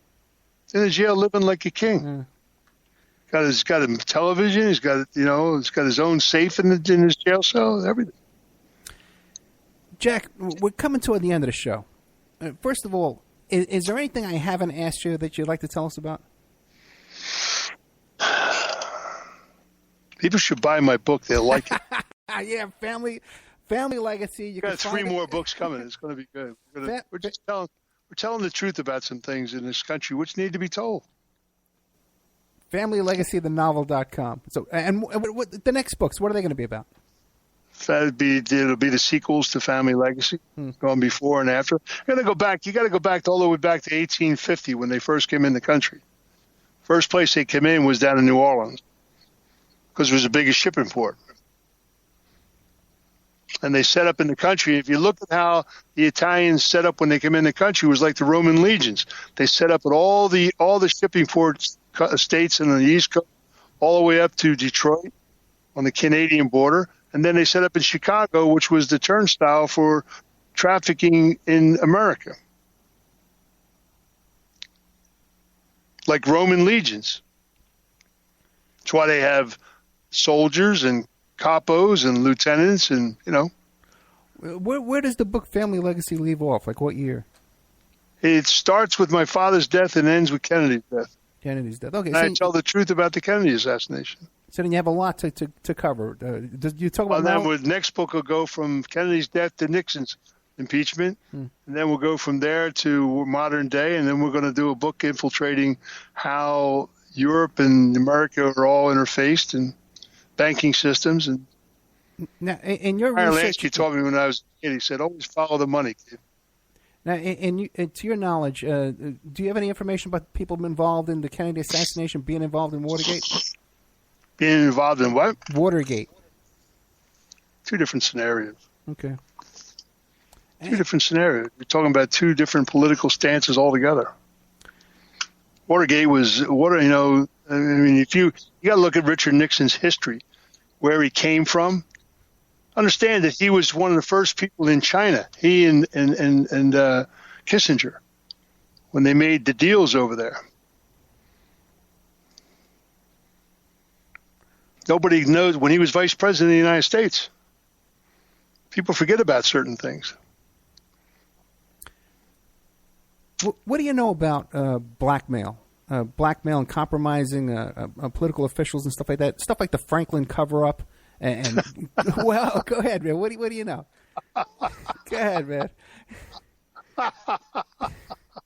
We only got about 6 minutes, but what can you tell us? What do you know about blackmail? Yeah. Go all the way back. Go all the way back. All the way back to the beginning, man. Blackmail is part of society's.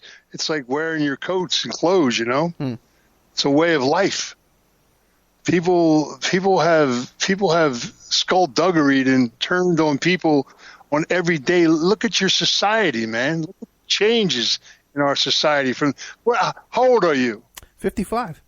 Okay. When you were a kid, you were raised in New York. What part of New York were you raised in? I was born in the Bronx, first in Staten Island. Okay. So Staten Island was a good place. I had a lot of good friends over there. I like Staten Island. But when you lived in Staten Island, nobody ever locked their front door. No, that's true. I have. I still don't lock my front door. My whole life. Listen to what I'm telling you. Yeah. You didn't lock your front door.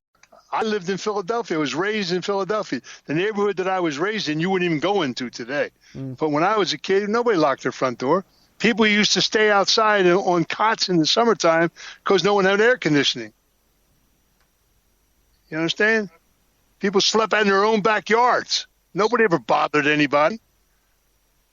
Kids went in the streets. When I was a kid, we went out at sunrise and came back at sunset. Played all day long out in the streets without any problems. You never had any drive-by shootings.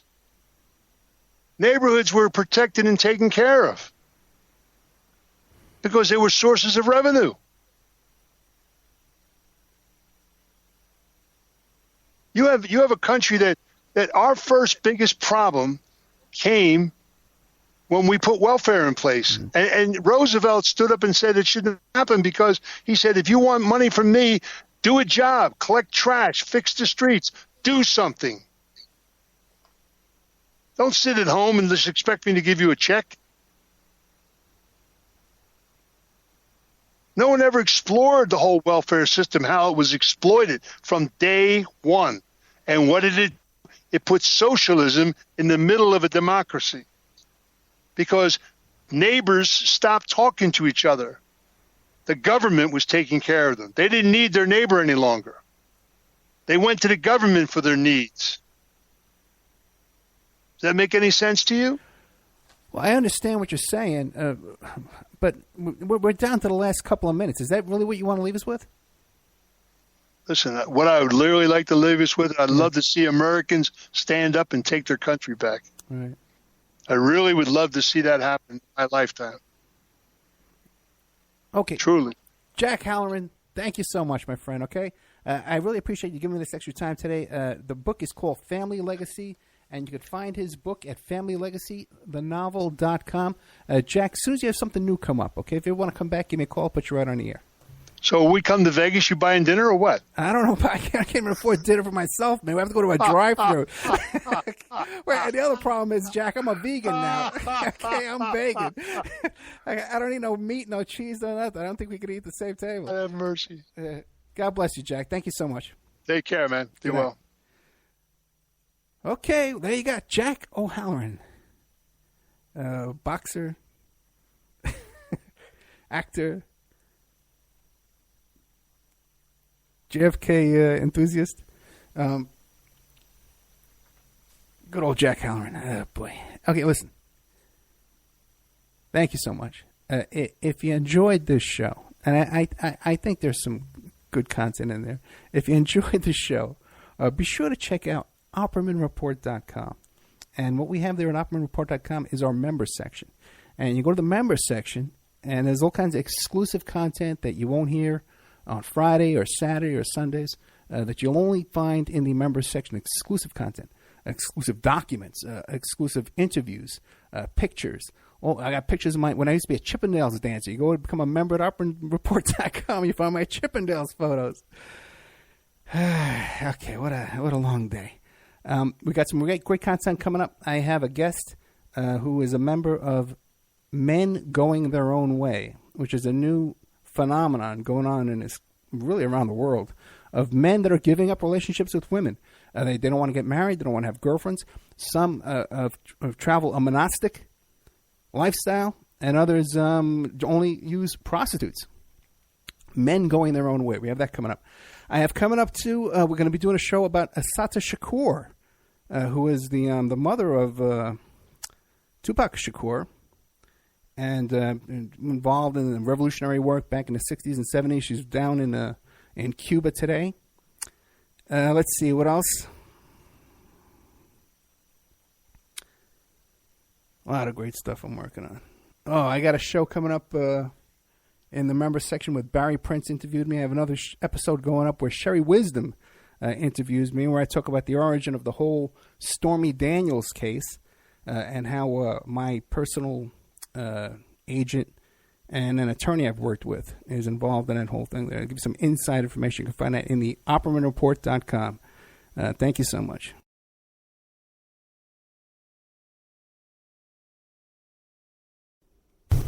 Remember, all these shows on Awake are brought to you by emailrevealer.com.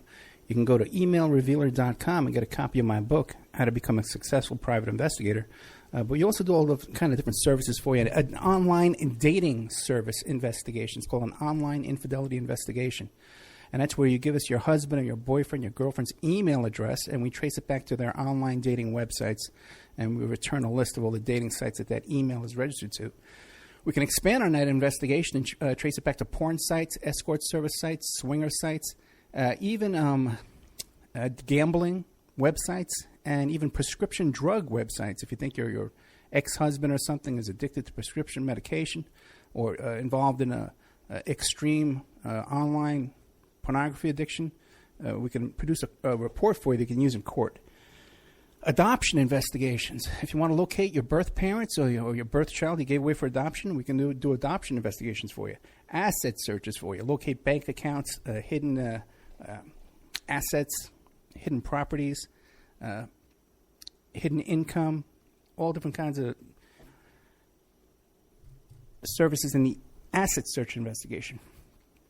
Email tracing. If you need to locate or identify somebody from just an email address, we can do an email trace investigation for you, and all kinds of digital forensics, computer and cell phone digital forensics, where we can recover deleted content from an email or a hard drive and produce a report for you that you can use in court. That's emailrevealer.com, or you can contact me at oppermaninvestigations@gmail.com.